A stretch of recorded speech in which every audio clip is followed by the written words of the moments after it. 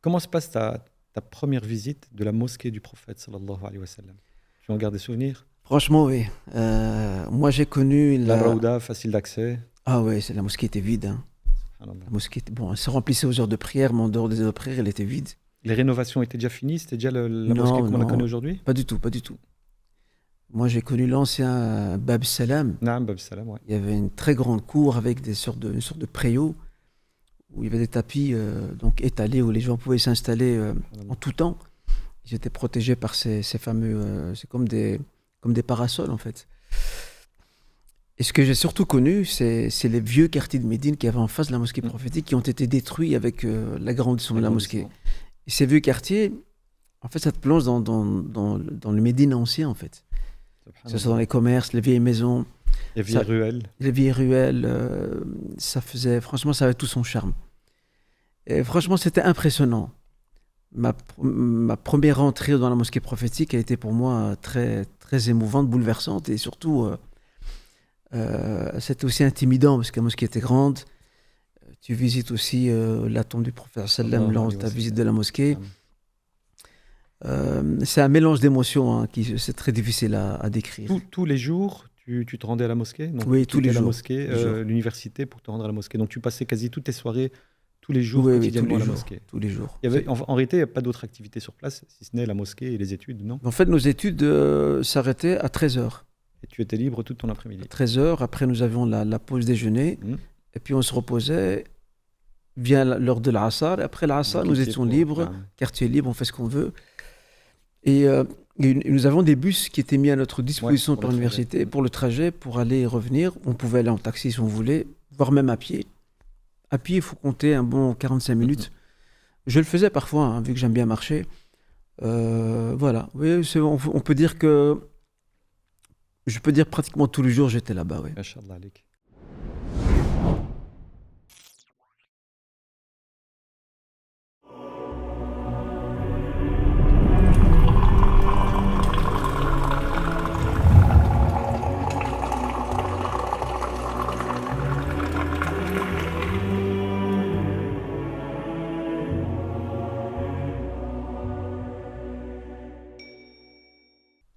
أعوذ بالله من الشيطان الرجيم بسم الله الرحمن الرحيم الحمد لله رب العالمين والصلاة والسلام على أشرف المرسلين نبينا محمد وعلى آله وصحبه وأحبابه أجمعين. Je suis ravi de vous retrouver pour un nouvel épisode des podcasts d'Arrive-t-on.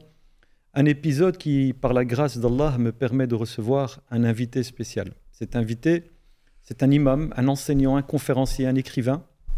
Il s'est formé pendant plus de 9 ans à l'Jami'a al-Islamiyya, donc l'université islamique de Médine. Et il a la particularité d'être une des seules figures religieuses à Bruxelles à faire l'unanimité. Ce frère, ce grand frère, ce cheikh que j'ai le plaisir d'accueillir aujourd'hui à la table des podcasts d'Arrive-t-on, c'est notre cheikh Mustafa Kastit. Sidi Mustafa, salam alaikum wa rahmatullahi wa barakatuh. Alaikum salam wa rahmatullahi wa barakatuh. Barakallahu fik, si Mohamed, merci pour l'invitation. Barakallahu fik, jazakallahu khaira. C'est moi qui te remercie, c'est d'Arrive-t-on qui te remercie d'avoir trouvé un moment dans ton emploi du temps, mashallah, qui est quand même très très très chargé pour nous rendre visite dans nos studios. La facilité, c'est que tous les deux, on se trouve dans la même ville, Bruxelles, donc il est plus facile de pouvoir nous trouver un moment de partage. Alors, Sidi Mustafa, avant de commencer, je vais te rappeler à toi et au public un peu le concept de ces podcasts. L'idée, c'est de recevoir à la table des profils inspirants de la communauté, dans l'objectif de les humaniser aux yeux du public, de démystifier ce qu'ils sont, et aussi dans l'espoir de susciter des vocations. L'idée, c'est que à travers ton histoire, à travers ce que tu es devenu, peut-être que quelqu'un ou quelqu'une derrière son écran se dise, Inch'Allah, je vais tenter d'être la même chose. On a eu des psychologues, on a eu des diététiciennes, on a eu maintenant un imam, on a eu un peu des profils différents, on aura d'autres profils différents. Mais l'idée, c'est vraiment d'aller vers ça, donner envie, susciter des vocations. Ce podcast va se passer en 2 parties. Une première partie, c'est de Mustafa, où on va aller à la découverte de Mustafa l'homme, ton parcours, ta jeunesse, ton enfance, ta formation scolaire, puis le choix de tes études plus tard. Et puis la deuxième partie, bidnillahi ta'ala, on ira à la découverte de Mustafa, le prédicateur. ton travail dans la prédication, ton travail dans l'imama, ton travail dans le social, parce que tu as été aussi, d'une certaine manière, assistant social au centre islamique, Inch'Allah. On en reviendra un peu plus tard. Tu es d'accord, Sidi Moustapha? Je suis tout à fait partant, Inch'Allah. Tu es partant, tu es prêt à te dévoiler? Bien sûr. On veut tout savoir, comme disent certains de nos frères, Inch'Allah. Tout dévoiler, ça je ne sais pas. Bien, alors pour commencer, je vais te demander, et ce sera ma première question, peux-tu, Sidi Moustapha, brièvement te présenter, Inch'Allah? Je me prénomme Moustapha Castide, je suis né à Bruxelles, dans une famille marocaine, bien évidemment, et j'ai grandi à Bruxelles, et j'ai par la suite eu l'opportunité, l'occasion, alhamdoulilah, de pouvoir partir pendant plusieurs années, 8 ans, à Médine. C'était, je dirais même parmi les meilleures années de ma vie, hein. C'est une très belle expérience, alhamdoulilah. Voilà, ma famille, elle est originaire non pas de Tanger, mais de Chefchaouen, à l'origine, oui, qu'on appelait Chaouen aussi, mais elle réside à Tanger. Pour l'anecdote, on me dit que notre vrai nom de famille, ce n'est pas Castit, mais c'est Tlidi, normalement. Le nom Castit, qui vient de l'arabe Castit, qui vient de l'Qist, justice, parce que pendant un bon 3 siècles, plusieurs générations dans ma famille, du côté de ma mère et de mon père, il y a eu des hommes qui ont exercé le rôle de magistrat, ils étaient juges. Donc ils ont été formés dans la région. Mon grand-père maternel, que je n'ai malheureusement pas connu, j'aurais tant voulu le connaître, lui étudiait très très longtemps dans sa région, mais aussi Al-Qarawi et Nafes, avant de revenir dans son village, près de Chaouen, et d'exercer la fonction d'imam, de moufti et de juge à la fois. Donc voilà, c'est une famille, alhamdoulilah, où nous avons été baignés dans l'ilm pendant quand même plusieurs siècles. Encore aujourd'hui, que nous allons à Tanger, Al-Qasr al-Kbir, à Chaouen, j'ai encore des membres de ma famille, des cousins proches et éloignés, qui sont même ici en Belgique, hein, qui sont, alhamdoulilah, dans le savoir, dans l'ilm. Et c'est une tradition, je vais dire, dans la famille. C'est ce qui explique ton parcours peut-être aussi. Hein. Tout à fait. Donc tu as hérité, on va dire, de cette envie d'apprendre et d'enseigner et de transmettre de tes ancêtres. Tout à fait. Et puis en même temps, j'ai envie de dire que c'était aussi le souhait de mes parents aussi, hein, de pouvoir me pousser dans cette voie. Et on va dire, cette incitation correspondait tout à fait justement à une envie que j'avais depuis très jeune. Et peut-être qu'on y reviendra après. On y reviendra, Inch'Allah. Tu es le plus grand de la famille ou il y a plus grand que toi? Non, je ne suis pas le plus grand. J'ai 2 grandes sœurs qui sont au-dessus de moi. Masha'Allah. Moi, je suis le 3e dans la hiérarchie fraternelle. Nous sommes... j'ai perdu un frère, donc nous sommes 6. Ouais. Sidi Moustapha, donc tu es né à Bruxelles. Les parents sont venus s'installer en Belgique. Tu es né à Bruxelles. Tu viens d'une famille où la religion est fort présente. Donc, je présume que très tôt, tu as intégré l'école Coran, l'école arabe, ainsi de suite? Tout à fait, déjà à l'âge de 6 ans. Hein. Les parents étaient bien derrière. Hein. Oui, tout à fait. Ouais. À l'âge de 6 ans. Intégration d'une école coranique, l'école coranique, bien sûr, il y avait le Coran, il y avait la langue arabe, il y avait le fiqh et d'autres matières qui nous étaient enseignées déjà à l'âge de 6 ans. Tout à fait. Et au niveau scolaire, donc primaire, secondaire? Primaire, secondaire, après je suis... Élève modèle ou perturbateur? Non, je n'ai jamais été perturbateur. Toujours aussi calme, tu es le Moustapha qui... ce que tu es aujourd'hui, tu l'étais à 6 ans, 7 ans, 10 ans, toujours, 15 ans? Ouais. Machallah, bien. J'ai toujours été très très calme. Alhamdulillah. Donc tu fais tes primaires, secondaires? Secondaire, après secondaire, c'est pour nos amis français qui nous suivent, donc c'est lycée-collège ou collège-lycée, je me trompe chaque fois. Et là, tu suis quelle filière? Après ça, j'étais abandonné dans le technique, puis je suis passé à la chambre des commerces. Et ça, c'est avant de partir à Médine. Pour faire de la comptabilité, sûrement? Ouais, c'est ça, c'est de la comptabilité. Et après ça, j'ai été accepté en 89. J'ai été accepté à Médine. Est-ce qu'il est après 5 ans d'attente. Est-ce qu'il est vrai qu'à l'âge de 12 ans, tu avais déjà voulu envoyer ta candidature, postuler pour rejoindre l'université de Médine? Tout à fait, oui. C'est un courrier que tu as envoyé ou c'était juste un souhait que tu as exprimé? En fait... Je vais même remonter un peu plus en arrière. Vers les 9-10 ans, mon père voulait déjà me laisser au Maroc et m'inscrire au Coran l'ilm, donc à Tanger. Mais c'est ma mère qui a bloqué. Ma mère, elle a dit non, il est trop jeune. Bon, les mamans, comme on sait, sont toujours très attachées à leurs enfants. Et à l'âge de 12 ans, mon père m'a suggéré de pouvoir aller étudier soit à l'Azhar ou bien à Médine. J'ai directement répondu favorablement. Mais lorsque mon père a posé la question, a demandé au très regretté le cheikh Mohamed Sadr Sharaf, qui était le cheikh égyptien azharite, qui était un grand ami à mon père, d'ailleurs c'est un très grand ami à lui, rahimahullah. Quand il a posé la question, il s'est renseigné, puis il lui a répondu que non, il est trop jeune pour pouvoir rejoindre Médine, il faut attendre quelques années. Et donc j'ai attendu 3 ans. À l'âge de 15 ans, j'ai envoyé mon dossier à Médine. Et 5 ans plus tard, tu as été accepté. Et 5 ans plus tard, j'avais 20 ans, j'ai été accepté, enfin. En parallèle ici, donc à Bruxelles, tu te formes religieusement? Ah oui, bien sûr, je n'ai jamais quitté... Auprès de qui, Sidi Moustapha, juste j'ai suivi des cours avec le cheikh Abdelkrim Daoudia. Et essentiellement aussi, à partir de l'adolescence, avec Cheikh Mohamed Qajjaj, qui est toujours, bien sûr, en vie, hafidahullah. Ce sont les deux principaux chours avec lesquels j'ai étudié. Bon, il y en a d'autres, je n'ai plus leur nom en tête, parce que bon, je pense qu'ils sont décédés. Ça, quand j'étais plus petit. Il y a aussi un Tunisien, Cheikh Choukri, dont je n'ai plus de nouvelles malheureusement, qui étudie à Riyad et qui est venu en Belgique quelques années enseigner à la mosquée Mouahidine. J'ai également suivi des cours avec lui. Grande mosquée de Bruxelles. Tout à fait, grande mosquée de Bruxelles. Voilà, ça c'est un peu le... Et donc à 15 ans, quand tu décides de candidater, pourquoi tu pars vers Médine et pas vers l'Azhar? Il y avait plus de facilité d'être pris à Médine? Oui, c'est ça, parce que le cheikh Sadr Sharaf, rahimahullah, avait recommandé à mon père, lui dit, écoute, oriente-le plutôt vers Médine plutôt que vers l'Azhar, sachant que cheikh Sadr lui-même, il est azhari, il était formé là-bas, diplômé de cette université. Et pourtant, il a recommandé à mon père, il lui a dit non, envoie-le à Médine, c'est mieux. Et voilà, j'ai postulé, j'ai attendu ces fameux 5 années avant que la réponse ne tombe, alhamdoulilah, en 89. Donc en 1989, tu as 20 ans, tu as accepté, tu pars pour Médine. C'est ça. Comment ça se passe ton arrivée à Médine? C'était la première fois, tu avais déjà fait une Umrah avant ou non, c'était jamais. Ta première arrivée? Tu arrives à Médine, la mosquée du prophète, la ville du prophète. Il faut savoir une chose, c'est que à cette époque, le départ des jeunes, c'était quelque chose de très très rare. Et à cette époque aussi, il n'y avait pas Internet, ni les chaînes satellitaires pour voir à quoi ressemblent les villes saintes. Les seules images que moi j'avais des villes saintes, c'est sur des photos. Et aussi des descriptions que mes parents ou des oncles me faisaient de leur retour suite à... Donc tu pars à l'inconnu? Je pars à l'inconnu, je ne sais même pas à quoi ressemble le pays en fait. Oui, franchement, le départ était très difficile. Parce que bon, toutes mes racines sont ici. C'est une immersion totale, il n'y a pas WhatsApp, il n'y a pas les réseaux sociaux. Il n'y a rien du tout. Même, je pense que les coups de fil devaient être très très rares avec la famille. Tout à fait, c'était des cabines, cabines téléphoniques. Et sinon, le courrier à la main. Manuel. Et tu revenais une fois par an ou... Je revenais une fois par an, sauf les 3 dernières années où je suis resté là-bas.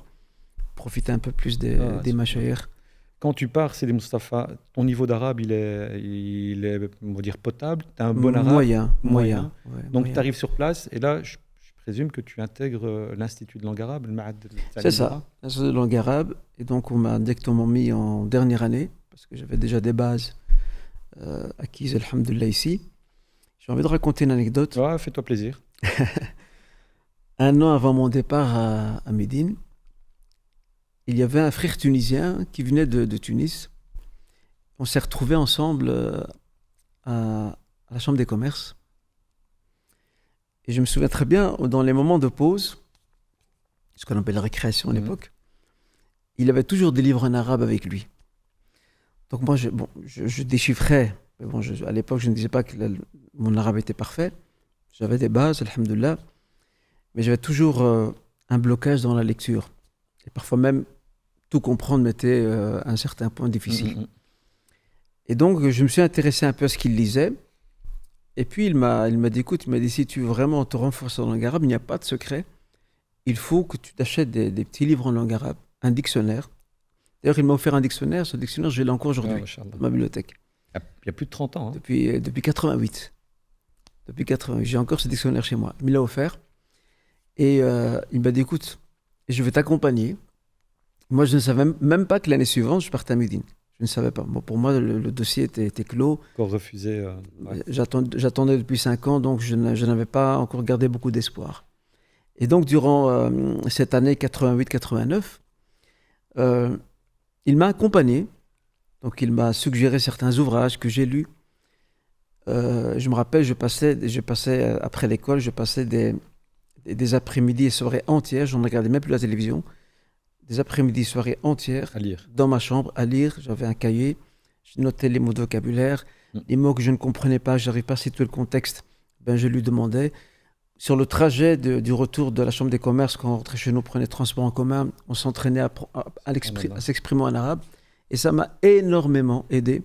Pour ton année suivante. Pour mon année suivante. Et là, en 82, quand je suis parti, j'étais étonné de voir que j'arrivais à tenir une discussion avec le responsable qui me soumettait à un examen pour pouvoir statuer dans quel niveau il va me placer. Subhanallah, Allah ne met jamais personne au hasard sur ton chemin. C'est clair. Cette personne-là, il l'a mise sur ton chemin pour te faciliter. Tu gagnes quasi une année parce que si tu n'avais pas travaillé ton arabe, peut-être que tu n'aurais pas intégré la dernière année. J'aurais peut-être fait 2 ans. Hein. Ouais, voilà, c'est ça. Tout à fait. Donc, tu arrives à Médine, premier contact avec la ville, tu te diriges directement vers la mosquée sainte? Non, d'abord, j'ai commencé par la Mecque. Ah, c'est par la Mecque. Tu as été à Qura En fait, non, je suis parti avec un frère qui était plus âgé que moi. Mais lui, malheureusement, n'a pas terminé les études. Nous sommes partis ensemble, vu que lui, il était familier des lieux. Il avait déjà fait l'Umrah auparavant. C'était un peu mon guide, mon grand frère à la fois. Nous sommes partis ensemble, on a commencé par une Umrah. Bien sûr, c'était impressionnant de voir la Kaaba en face. La Kaaba que je ne voyais que sur des photos. 89. Et il n'y avait pas autant de monde que maintenant. Et voilà, nous avons fait notre Umrah, nous avons passé une nuit à la Mecque. Et le lendemain, on a pris un taxi. Et de là, nous avons tracé jusqu'à Médine, jusqu'à l'université. Masha'Allah. Une petite question, Sidi Moustapha, avant toi, parce que moi, la personne que je connais qui a été à Médine en premier, c'est toi. Est-ce qu'avant toi, il y avait des jeunes qui étaient déjà partis? Toi, tu en connaissais, qui étaient partis, qui avaient fait leurs études, qui avaient terminé? Ou on peut dire que tu es un des premiers? En fait, le premier qui a terminé, c'est moi. Ah, moi. Il y avait un converti qui est parti avant moi, mais qui n'a jamais terminé.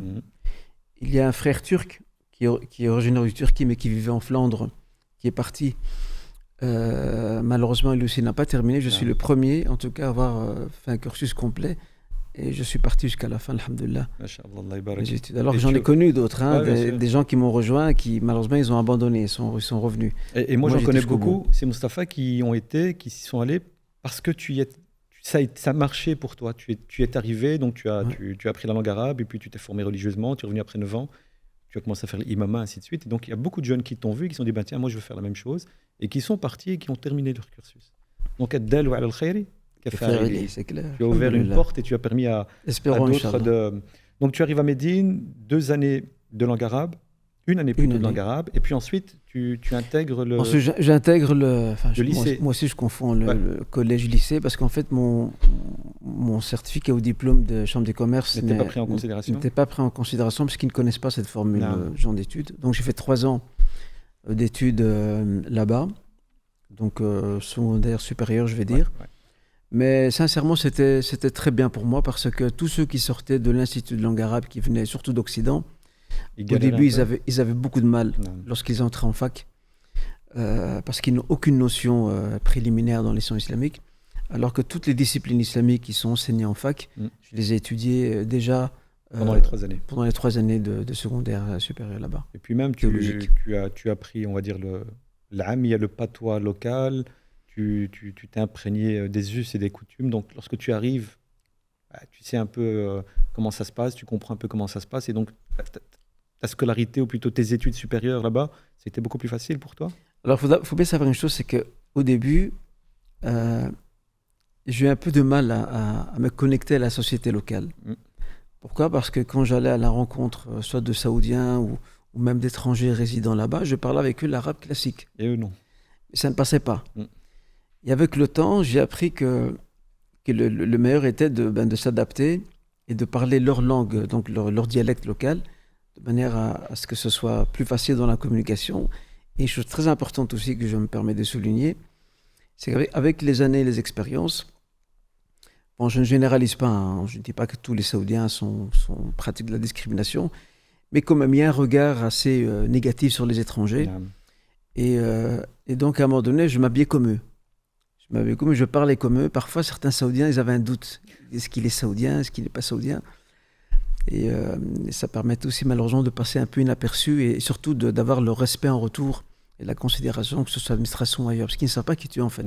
Tant qu'ils n'ont pas vu ta carte de résidence, ils ont un doute. Et les Saoudiens entre eux, ils se respectent. Mais quand c'est un étranger, de nouveau, je ne généralise pas. Quand c'est un étranger, Bon, on a souvent eu cette impression aussi sur place. Mais bon, khair ala kulli hal.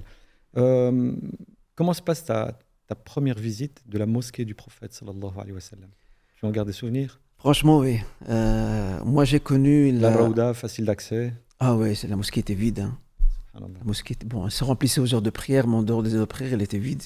Les rénovations étaient déjà finies? C'était déjà la mosquée comme on la connaît aujourd'hui? Pas du tout, pas du tout. Moi, j'ai connu l'ancien Bab Salam. Non, Bab Salam, ouais. Il y avait une très grande cour avec une sorte de préau où il y avait des tapis donc étalés où les gens pouvaient s'installer en tout temps. Ils étaient protégés par ces fameux... c'est comme des parasols, en fait.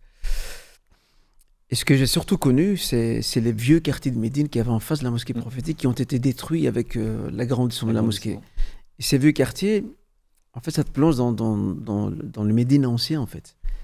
Que ce soit dans les commerces, les vieilles maisons.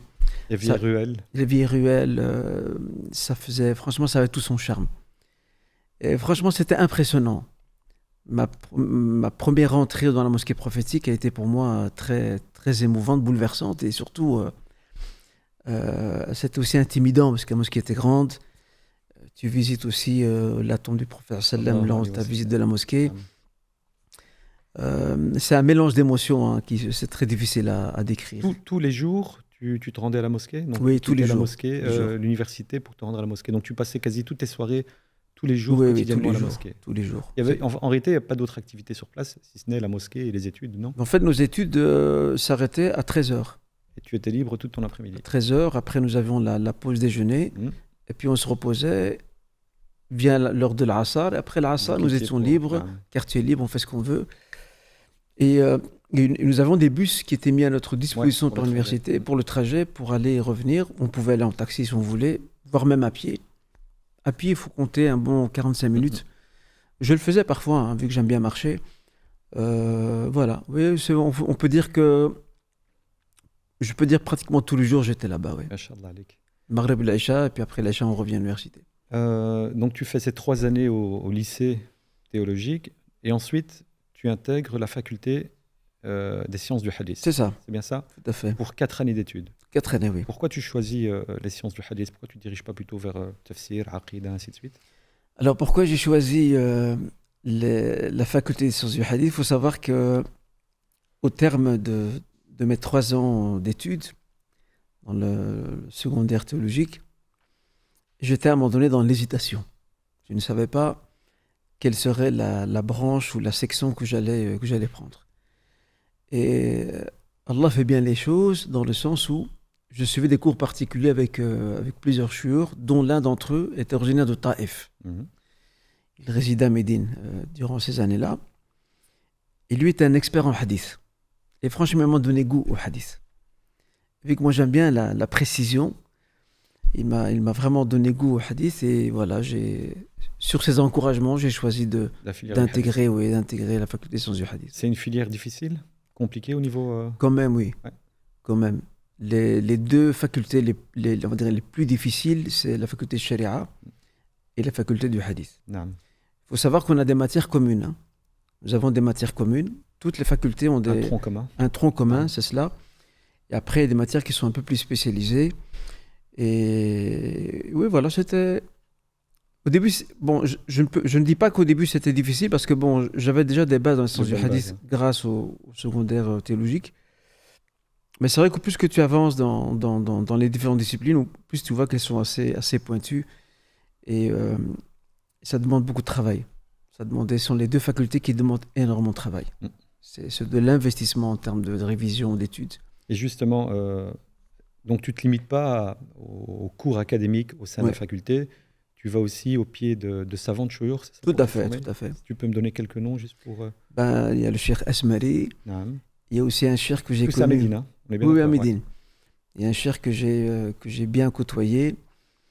Il avait 94 ans, 94 ans, je pense qu'il est décédé maintenant. Lui, c'était l'élève de cheikh Mohamed Ami Chankriti, le célèbre savant mauritanien, qui était venu dans les années 50, c'est ça? Qui est l'auteur du livre de tafsir Adwa al-Bayan. Ben lui, c'était son élève. Donc j'ai étudié avec lui du fiqh malikite. J'ai aussi suivi, je te cache pas, la plupart des chouurs, à part le Cheikh Al-Asmari qui venait de Taïf, la plupart des autres chouurs étaient mauritaniens. Il y avait aussi Cheikh Abdel Wahab, j'ai oublié son nom de famille. Il y avait aussi Cheikh Abdel Iratha. Cheikh Abdel Iratha, lui, il faisait partie de la commission de révision du Saint-Coran. Lui, c'était, machallah, c'était aussi un expert dans les lectures coraniques et dans les usul. J'ai plus étudié avec les usul faire, les fondements du droit. Donc voilà, alhamdoulilah, on a essayé de profiter en marge de l'université. Et aussi un professeur aussi qui était saoudien, qui était lui expert en rhétorique. Le Balara. Ça, j'ai étudié des cours en privé avec lui, je suis à la maison. Très compliqué. Oui, mais c'est une discipline passionnante que j'aime beaucoup. Et voilà. Pourquoi tu as plutôt suivi chouyour d'origine mauritanienne? C'est quoi? C'est le fait qu'ils soient un peu plus rabbani, un peu plus spirituels, ou bien c'est parce que leur formation est totalement différente des chouyours saoudiens? Je pense qu'il y a deux raisons qui expliquent ça. D'abord, j'avais pas mal d'amis mauritaniens qui m'ont dirigé vers ces chouurs-là. Et deuxièmement aussi, généralement, les chouurs mauritaniens sont beaucoup plus accessibles que les chouurs saoudiens. Bon, bien sûr, il y a des chouurs saoudiens dont leurs maisons sont ouvertes, mais ce n'est pas le cas pour tout le monde. Alors que les Mauritaniens, c'est porte ouverte. Porte ouverte, tu viens quand tu veux. Donc, ils sont là, disponibles. Ils n'ont pas de protocole, en fait. Ils sont assez accessibles et surtout sociables. Ouais, subhanallah. Bon, après, j'aime toujours faire la part des choses. Ouais, bien sûr. J'ai connu aussi des chouurs saoudiens qui étaient des gens très, très humbles, très simples. Voilà, pour te donner un peu un aperçu général. 8 années à Médine, puis le 27 juillet 1997. C'est ça. Tu prends l'avion pour Bruxelles. Avant de prendre l'avion, tu as encore une petite anecdote à partager avec nous sur ton séjour à Médine? Une question, justement. Tes parents étaient contents, fiers de toi? Ton père, Allah yarhamou, il était... bien sûr. Parce qu'il t'a poussé pour le... Tout à fait. Mon père venait me voir. Hein, parce que mon père avait beaucoup d'amis là-bas. Tu voyais des étoiles pétiller dans ses yeux lorsqu'il était là? Ça, c'est clair. Allah, ajib. Perpétuer une tradition familiale à laquelle il tient, bien sûr, c'est certain. Tout à fait. Et donc, une anecdote sur ton séjour sur place? Alors, un pincement de cœur, mon dernier jour avant le départ, pour prendre l'avion et rentrer à Bruxelles. Ma dernière prière à la mosquée prophétique, c'est un adieu très très difficile. Quand tu sais que tu as vécu pendant 8 ans voisin de la mosquée prophétique, c'est vraiment le terme à user. C'était très difficile, franchement très très difficile, avec un grand pincement de cœur. Pourquoi tu as pas poursuivi tes études, une thèse de doctorat ou c'est quoi? 8 années étaient longues? Disons qu'à l'époque c'était un peu difficile. Il y avait un contexte, c'est un peu compliqué à détailler, mais il y avait un contexte politico-religieux à l'époque qui malheureusement ne permettait pas de... Tu aurais voulu, toi? Tu l'aurais fait si ça avait été possible? Je ne sais pas, franchement, je ne sais pas. Maintenant, avec le recul, moi-même, je ne sais pas répondre à cette question. Inch'Allah. C'est parce que je pense à des frères qui sont là sur place et qui terminent des doctorats. Certains me demandent, ils me disent pourquoi tu n'es pas resté vivre là-bas. Vivre là-bas, je ne pense pas. Subhanallah. Non, vivre là-bas, je ne pense pas. J'aurais pu. Le directeur de la mosquée prophétique, Cheikh Abdelaziz Falih, qui est décédé il y a maintenant 6 mois. C'est aussi un grand ami à mon père. Il me considérait comme son fils. Aurait pu te faciliter. Et il aurait pu me faciliter, mais pas que je n'ai pas resté à Médine, mais moi je me dis qu'à un moment donné, ma place elle est ici. Tu es parti pour revenir. C'est ça. Et même le contexte, comme je disais, le contexte politico-religieux dans lequel j'étais à l'époque, ce n'est pas celui dans lequel se trouvent les frères aujourd'hui qui font des thèses de master et de doctorat. Non. Le mien était un peu plus compliqué. C'était une phase charnière dans l'histoire de l'Arabie. C'était un peu plus compliqué. C'est très chaud. Ouais. Quand tu arrives sur place en Arabie, ce sera ma dernière question pour ton sujet, pour plutôt ton passage à Médine. Tu arrives sur place et tu trouves des us, des coutumes, une vision de l'islam. Tu fais quoi, toi? Tu intègres directement ou bien non, tu avais ta vision, on va dire, marocaine, malikite? Comment ça se passe, la transition sur place? Moi, déjà, alhamdoulilah, j'ai eu la chance quand même d'étudier avec plusieurs chouurs ici à Bruxelles. Donc, j'avais déjà un bagage. Je ne pars pas, je ne suis pas un disque dur vide, vierge. J'ai déjà des bases, alhamdoulilah. Donc, ça, c'est déjà un très grand avantage. Et puis aussi, un élément fondamental que je me permets de souligner concernant cette période durant laquelle j'étais présent là-bas, c'est que nos enseignants, les concernant, il y avait une diversité. Il n'y avait pas que des Saoudiens. Vers la fin de mon cursus, il y a une politique de saoudianisation qu'on appelle le Sa'wada, que le roi Fahd avait décidé. Mais avant ça, moi, j'ai eu des profs égyptiens, j'ai eu des profs soudanais, j'ai des profs syriens. Jordaniens aussi. Donc, j'avais... Et il y avait une grande diversité au sein de l'université. Il y avait une pluralité, elle était présente. Attention, il y avait une pluralité. Contrairement à l'image assez stéréotypée qu'on véhicule de l'université de Médine, université à la pensée monolithique, ça, ce n'est pas vrai. C'est une université dans laquelle il y avait une très grande pluralité, il y avait même des débats. Mais elle est devenue, non, monolithique un peu avec le temps, oui. Voilà, avec le temps, bien sûr. Avec le temps, les monolithiques. Mais oui, il y avait une très grande diversité. Tu le vois même dans les discussions de thèses universitaires. Hein. Il n'était pas rare de voir que dans la soutenance de certaines thèses, que ce soit master ou doctorat, qu'il y ait des débats un peu vifs. Et qu'on aille à l'encontre de la doctrine d'État. Ah, bien sûr, bien sûr. Et il y avait, alhamdoulilah, il y avait un certain, on va dire... C'est ça la richesse. Hein. Il y avait un climat là-dessus, à ce niveau-là, il y avait un climat académique de tolérance. Hein. Ce qui, avec le temps, suite à cette crise politique religieuse à laquelle j'ai fait allusion... On a serré les vis. Les choses vont changer par après. Barakallahu fik, Sidi Moustapha. Donc, le 27 juillet 1997, tu prends l'avion, tu reviens à Bruxelles. J'arrive à Zaventem. Tu arrives, tu vois un douanier devant toi. Le choc, il n'est pas brutal. Tu quittes 8 ans à Médine dans une ambiance totalement différente. Puis tu arrives à Bruxelles. Et surtout, bonjour, monsieur. Surtout, pendant 3 ans, je ne suis pas revenu. Pas revenu. C'est une immersion totale. Je suis resté 3 ans là-bas sans rentrer. Comment ça se passe? Ta première nuit, ou plutôt ta première nuit chez toi à Bruxelles? Déjà, je suis content de revoir ma famille, puisqu'on est en plein été. Je revois une partie, parce qu'une partie de ma famille était au Maroc, c'était les vacances. Donc je revois ma mère, je revois certains de mes frères et de mes sœurs. Donc c'est normal, je suis très content de revoir mes proches. Mais il y a quand même une tristesse. Hein. Il y a un choc culturel en fait. J'ai tellement été baigné dans cet environnement que tu reviens ici et tu dois t'adapter du tout au tout. Et surtout, l'une des anecdotes que je me permets de souligner, il m'arrivait parfois de ne pas faire attention à l'heure de la prière. J'ai tellement l'habitude d'entendre l'adhan. J'attends toujours l'adhan et en fait l'adhan n'arrive pas. Et il n'y a pas les montres connectées. Il n'y a pas les montres connectées comme maintenant. Donc je vois que le Dhuhr est déjà dépassé, parfois l'Asr est déjà dépassé. Je dis, tiens, en fait, je suis encore en attente de l'adhan, tellement que je suis rodé à l'écoute de cet appel à prière dans lequel on était bénis durant ces 8 années, alhamdoulilah. Et tu te réintègres comment à Bruxelles? Tu reprends directement tes habitudes? Quelques jours plus tard, même pas 3 semaines plus tard, tu te mets à travailler au centre islamique. C'est ça. Donc tu restes pas dans ton petit coin, directement tu passes à l'action et... Tout à fait.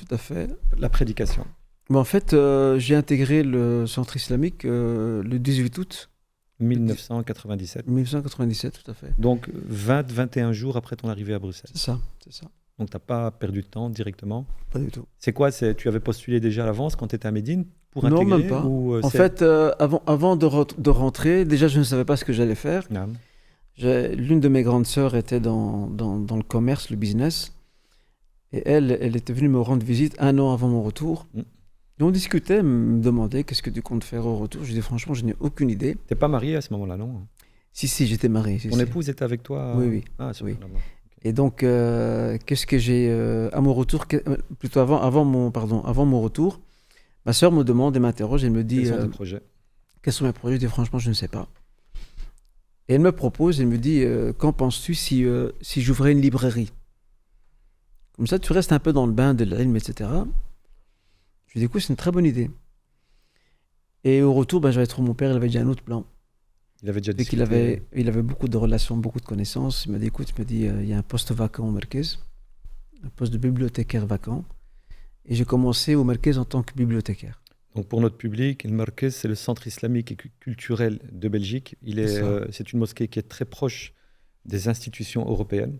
Pendant de longues années, Moustapha, ça a été la mosquée centrale de Bruxelles. Puis bon, maintenant, elle a pris un autre chemin. On reviendra là-dessus un peu plus tard. Donc tu intègres ce centre islamique qui est dirigé par l'Arabie Saoudite. La Ligue islamique mondiale, pour être plus précis. La Ligue islamique mondiale qui se trouve à la Mecque. Donc, tu intègres au début la bibliothèque. Pendant 2 années, tu gères la bibliothèque. Uniquement. C'est ça, ouais. Tu ne fais pas la khotoba, tu ne fais pas de doros, pas de Non, je n'ai pas jusqu'en 99, jusqu'en 99, oui. Ok. Là, à ce moment-là, il y a un début de changement de direction. Et là, je commence à donner cours. Ouais. Tu quittes ton poste de bibliothécaire. C'est ça, oui. Là, j'intègre l'équipe d'administration. Et là, je commence à donner cours. Le Khutbah de Jumu'ah, ce n'est qu'en 2002 que j'ai commencé. 2002. En 2002. En l'an 2000, le nouveau directeur qui est arrivé fin 99, il m'avait demandé justement de pouvoir intégrer. La chaire de Merkez, elle est assez intimidante. Ouais, bien sûr. Elle est assez intimidante. Je donnais des khutbahs en Katibini dans les petites mosquées. Dans certaines mosquées, mais pas au Merkez. Et je me rappelle en juillet 2002, le directeur apprend, enfin le vice-directeur à l'époque, il apprend que je vais donner le khutbah à la mosquée Muhajirin et il me convoque. Il me dit, c'était en plein été, je me rappelle, c'était en plein été, c'est au mois de juillet. Il me dit une chose que je voudrais comprendre, comment ça se fait que tu donnes le khutbah à la mosquée Muhajirin et on t'a jamais vu monter sur la tribune du Merkez.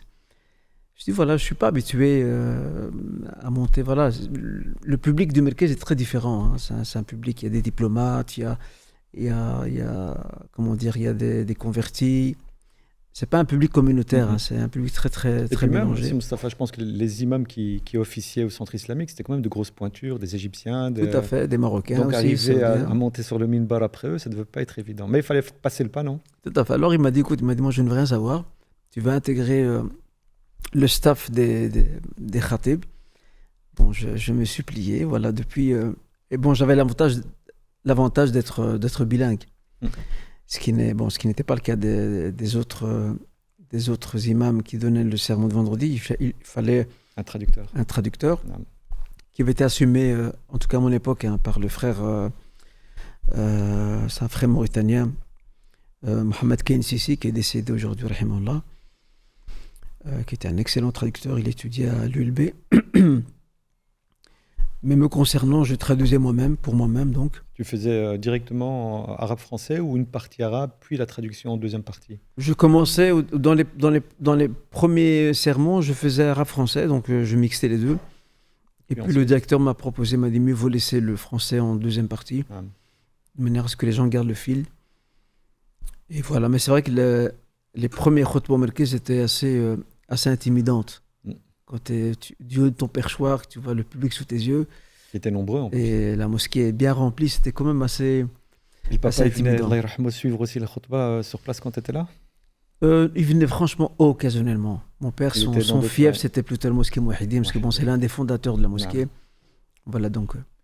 Khair, Inch'Allah. Petite question, c'est lors de ton passage à la bibliothèque du centre que tu tombes amoureux de la lecture? Parce que je sais que tu aimes beaucoup lire, on parlera après de ton fameux cercle de lecture, ou bien aurait été depuis tout petit la lecture pour toi c'est super important? Non, depuis l'âge de 15 ans. Hein. Ah oui, donc... Depuis l'âge de 15 ans, ça ne date pas de mon intégration de la bibliothèque du Merkez depuis l'âge de 15 ans. Bon, c'est vrai que l'avantage que j'ai eu en m'occupant de la bibliothèque du Merkez, c'est que bon, alhamdoulilah, je lisais tous les jours en cours d'avantage. Mon travail c'était de lire. C'était de lire, exactement. Mais non, depuis l'âge de 15 ans, je n'ai jamais arrêté, jusqu'à aujourd'hui, je n'ai jamais arrêté la lecture. Et tu es un amoureux de l'histoire? Tout à fait. L'histoire en général, mais l'histoire musulmane en particulier. Je me rappelle de certains de tes séminaires, l'histoire de l'Andalousie, l'Empire ottoman, ainsi de suite. Pourquoi est-ce que pour toi l'histoire est importante? C'est quoi? C'est connaître son histoire pour mieux préparer, vivre son futur, c'est ça? En fait, comme disait le Premier ministre anglais, très connu, Winston, qui disait ne pas connaître son histoire, ça se condamner à la revivre. En fait, connaître son histoire, c'est savoir d'où on vient et où on va. C'est ça l'intérêt de l'histoire. Et malheureusement, on remarque très souvent que les musulmans, pas seulement ici en Occident, même en terre d'islam, ne connaissent pas suffisamment bien leur histoire. Et l'histoire est un réservoir de leçons et d'enseignements. On ne répète pas les mêmes erreurs lorsqu'on connaît l'histoire. Du moins pas les erreurs identiques. On peut en commettre d'autres, mais probablement pas les mêmes. D'où l'intérêt justement de revoir l'histoire, non pas par envie de passéisme, pour bercer dans un passé glorieux, mais au moins pour comprendre qui on est, d'où on vient. Et en plus de ça, de tirer, c'est le plus important de l'histoire, c'est de tirer les enseignements. Dans le Coran Karim, le Seigneur le rappelle, Cite-leur le récit, conte-leur le récit, ainsi donc seront-ils amenés à réfléchir, à méditer. C'est fondamental. Et donc, dans ton contact dans la da'wa, prédication, ta prédication tourne énormément autour de l'histoire. Justement, pourquoi? Pour sensibiliser les gens justement à ça, à ne pas refaire les mêmes problèmes, à ne pas refaire les mêmes erreurs, pour ne pas retomber dans les mêmes conséquences, c'est ça? En fait, toutes et tous, nous avons l'identité multiple. On s'enrichit de différents affluents. Et l'histoire est l'un des affluents par lesquels nous nous nourrissons et nous enrichissons. En fait, si on veut construire une identité épanouie, l'histoire est l'une des portes par lesquelles il faut passer. Et quand je parle d'histoire, ce n'est pas seulement l'histoire du monde musulman. C'est aussi l'histoire de la contrée du continent dans lequel on se trouve. Et également l'histoire de la communauté musulmane, en tout cas pour ce qui nous concerne ici en Belgique. C'est fondamental. Jazakallahu khair, Sidi Mustafa. Je reviens à ton passage au centre islamique. Donc, tu intègres le staff des imams. Je pense qu'il y a une tournante qui s'organise. Et en même temps, tu deviens un médiateur conjugal et familial au sein du centre islamique. C'est ça. Comment ça se fait qu'on te propose ce poste-là? Tu es formé, toi, à ça ou... Pas du tout, pas du tout. C'est quoi? C'est la demande, dans l'urgence, il fallait que quelqu'un le fasse, si on est venu chez toi, on t'a proposé de le faire? Alors, il faut savoir que avant que je n'intègre l'équipe... C'est le service social, on l'appelait comme ça? C'est ça, le service social. En fait, le service social a réellement démarré avec l'intégration de notre cher professeur et frère Haddash, rahimahullah. Qui était avant toi ou après toi au centre islamique? Non, lui, il est venu après moi. Lui, il a intégré le Merkez en l'an 2000. C'est à ce moment-là que démarre réellement le service social. Avant ça, je recevais des couples, mais de manière très, très sporadique, ce n'était pas régulier. Parfois, ces mêmes couples, les familles venaient voir, surtout s'ils étaient arabophones, ils venaient voir l'imam marocain ou égyptien qui était présent. Parfois, je faisais la traduction pour l'un des imams présents lorsqu'un couple, une famille se présentait. Donc, j'ai fait quelques médiations à partir de 99, 99, mais de façon intense, c'est à partir de l'an 2000 que ça commence. Mais on est bien d'accord, ce n'est pas des médiations qui touchent uniquement aux questions religieuses. Tu as fait un médiateur, on va dire, social, médiateur problème de couple, ainsi de suite. Tu te formes en même temps ou tu te lances un peu comme ça, on va dire, à l'aventure et alhamdoulilah, le résultat est extraordinaire? En fait, je me forme sur le tas. Sur le tas, ouais. Je me forme sur le tas, je découvre. Ce qui était bien dans le Merkez, c'est que le Merkez était le carrefour de la communauté. Les gens qui se rendaient au Merkez venaient de différents milieux. Et si tu veux mesurer le pouls de la communauté, il faut passer par le Merkez. Et c'était une très très grande expérience, assez épuisante, mentalement et moralement, même psychologiquement, mais assez enrichissante en termes d'expérience. Qu'est-ce qui était épuisant mentalement, confronté aux problèmes de la communauté toute la journée? C'est surtout entendre tous les jours des problèmes, que ce soit par la présence des couples et des familles qui venaient, ou même par téléphone, parce qu'on avait aussi une ligne. On avait une ligne continue. Pour ma part, c'était du lundi au vendredi de 9h à 11h. C'était moi qui répondais aux questions. C'était le moment de ce qu'on appelle de la fatwa. Et puis d'autres de mes collègues prenaient la relève de 11h jusqu'à 13h et ainsi de suite jusqu'à la fin de la journée. Mais je peux dire que les 3/4 des appels qu'on recevait, c'était des problèmes. Et avec le temps, ça t'use. Oui, je veux bien le comprendre. Ça t'use. Quand tu es au centre islamique, quand tu intègres le service social, donc en l'an 2000, arrive un frère, un ami, Sidi Rachid Haddash, rahimahullah. Tu passes de très belles années. Tu le connaissais bien déjà avant, toi? Rachid, c'est un ami d'enfance. Vous avez grandi dans le même quartier. Hein. C'est un ami d'enfance. Non. On se connaît depuis qu'on est petit. Tout à fait. Tu peux nous parler de lui? Et son petit frère, enfin son plus jeune frère, nous avons fait les primaires ensemble. Moi, j'ai connu Rachid via son plus jeune frère. Lui est plus grand que toi, en âge? Qui donc? Rachid. Non, Rachid est plus jeune que moi d'1 an. Ah, ok. Rachid, oui, c'était un ami de longue date. Même quand je rentrais de Médine, on se revoyait très très souvent, on se voyait durant l'été. Il allait te rendre visite à Médine? Non, pas quand j'étais là-bas, non. Ouais.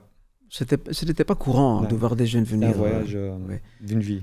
À partir de 95, 95, je voyais arriver, voilà, je voyais arriver des jeunes. C'est en 95. C'est ça, je voyais arriver de plus en plus de jeunes, accompagnés par des professeurs de religion islamique, parmi lesquels notre très cher frère, professeur Salah Eddine Fouchali.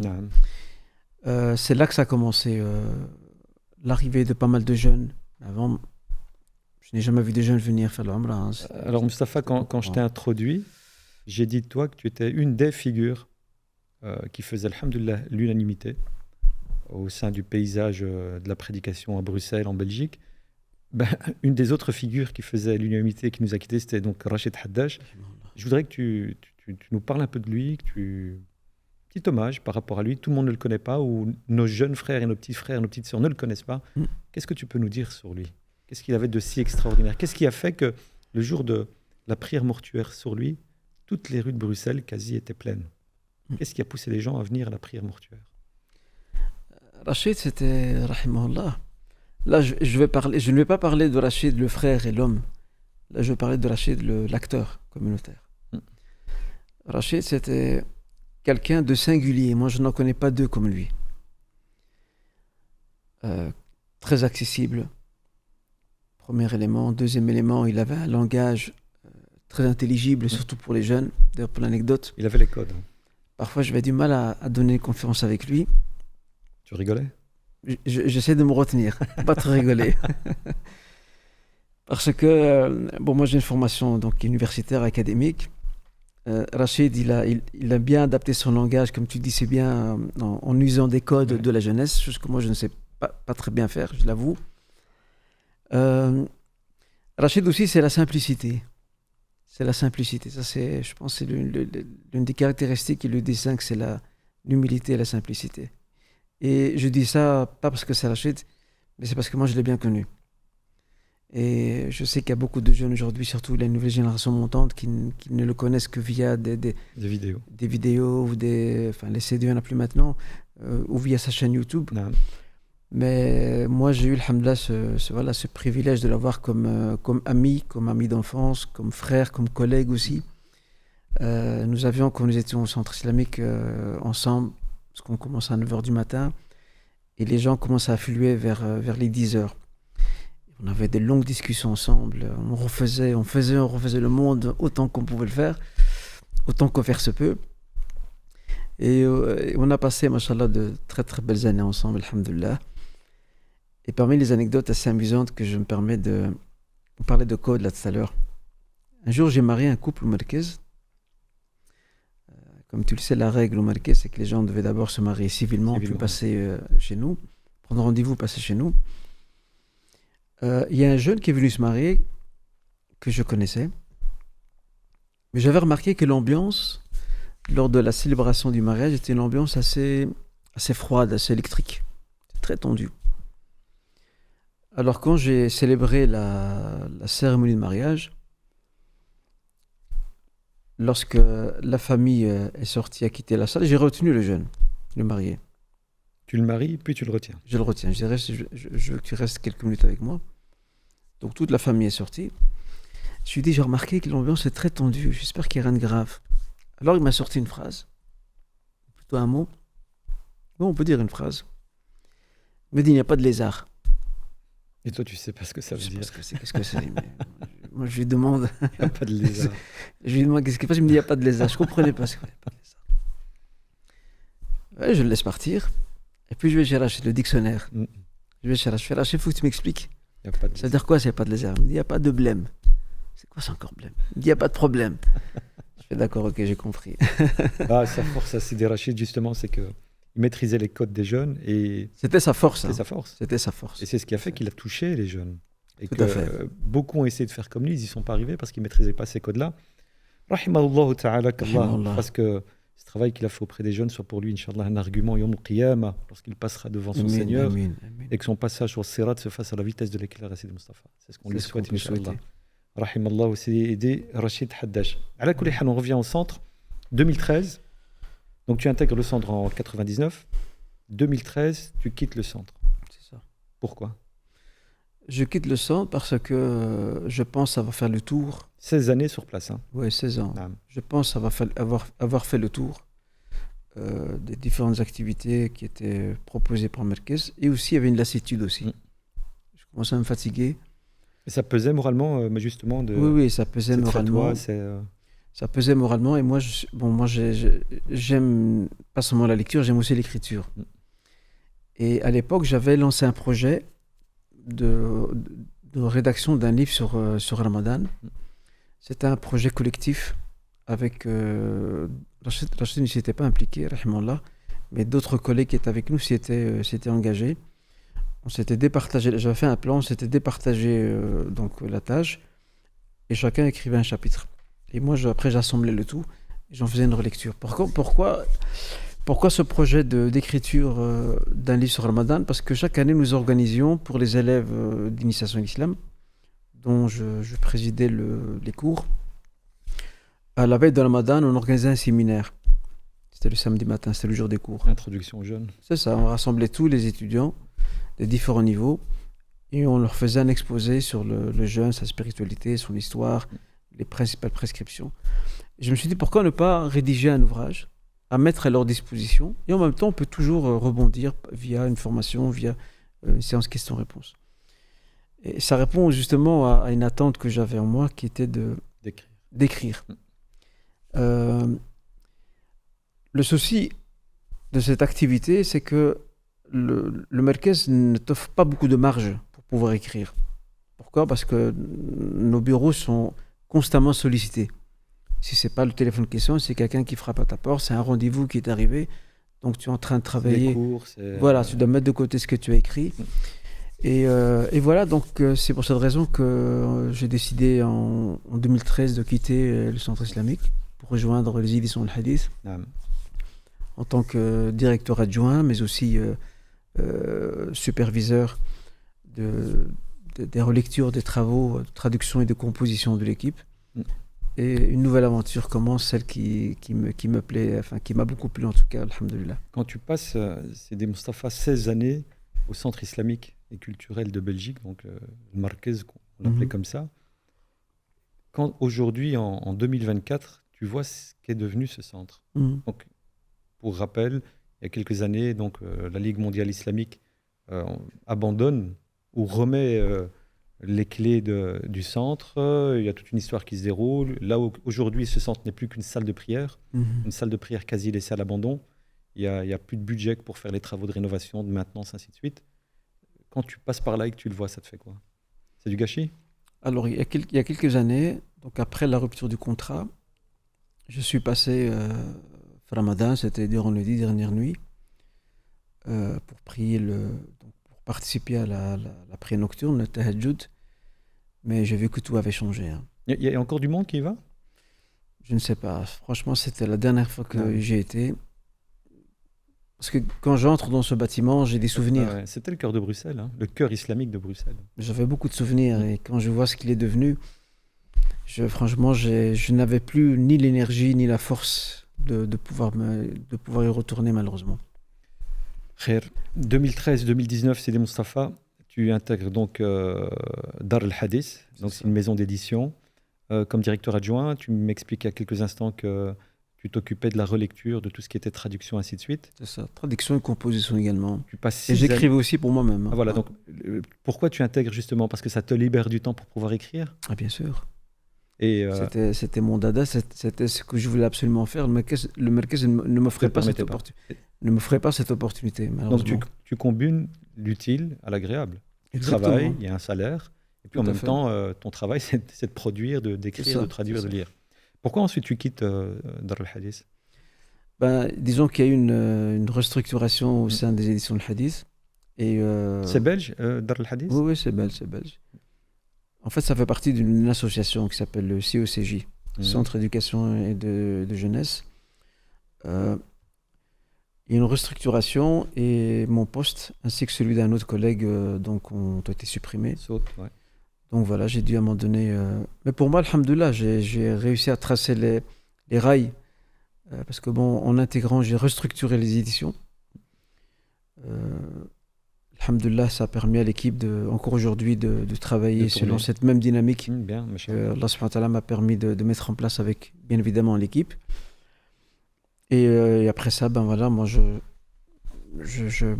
n'ai pas de regrets. C'était une expérience, alhamdoulilah, c'était une expérience. Ton parcours continue. Voilà. Mais en quittant en 2019, nous étions encore en train de travailler sur un gros projet qui était Zad al-Ma'ad d'Ibn al-Qayyim. On n'avait pas terminé. Et les frères, mes anciens collègues, craignaient que j'abandonne le projet. Je dis non, je ne peux pas abandonner le projet. Même si j'intègre une nouvelle structure, je vais continuer la traduction à mes heures perdues, je vais continuer à relire, parce que nous étions dans la phase de la relecture. Je vais continuer à relire, on était dans le dernier tome. Et c'est ce que j'ai fait pendant près d'1 an. Dans mes heures perdues, je relisais, jusque tard le soir, je relisais on va dire ce dernier tome. Le Zad al-Ma'ad. Le Zad al-Ma'ad avant que le livre ne sorte. Donc 2019-2020, donc tu quittes Dar al-Hadith en 2019 et là tu intègres directement la Ligue d'entraide islamique. C'est ça. Nous on la connaît mieux sous le nom de la mosquée Al-Khalil. Exactement, tout à fait. Qui se trouve en plein cœur de Molenbeek et qui est aussi une des grosses mosquées de Bruxelles. Tu l'intègres comme imam, enseignant, conférencier? C'est ça, je l'intègre comme imam, comme conseiller culturel et culturel et comme directeur scientifique de l'Institut des sciences islamiques. Ouais, donc dans la mosquée, il y a un institut de sciences islamiques en horaire décalé. Et donc toi, tu es le directeur scientifique. Donc c'est toi qui t'occupes du programme, du choix des enseignants, ainsi de suite? Exactement. Oui. Pendant 2 années? Non, pendant 1 année, de 2019 à 2020. Jusqu'à 2020, oui. Et je n'ai même pas terminé l'année parce qu'il y a eu le Covid entre-temps. Oui. Donc j'ai commencé en juin 2019 et j'ai arrêté en début mars 2020, c'était en plein Covid. Ouais, à quelques jours du Covid. Quand le confinement a commencé. Ouais. Donc c'est là que...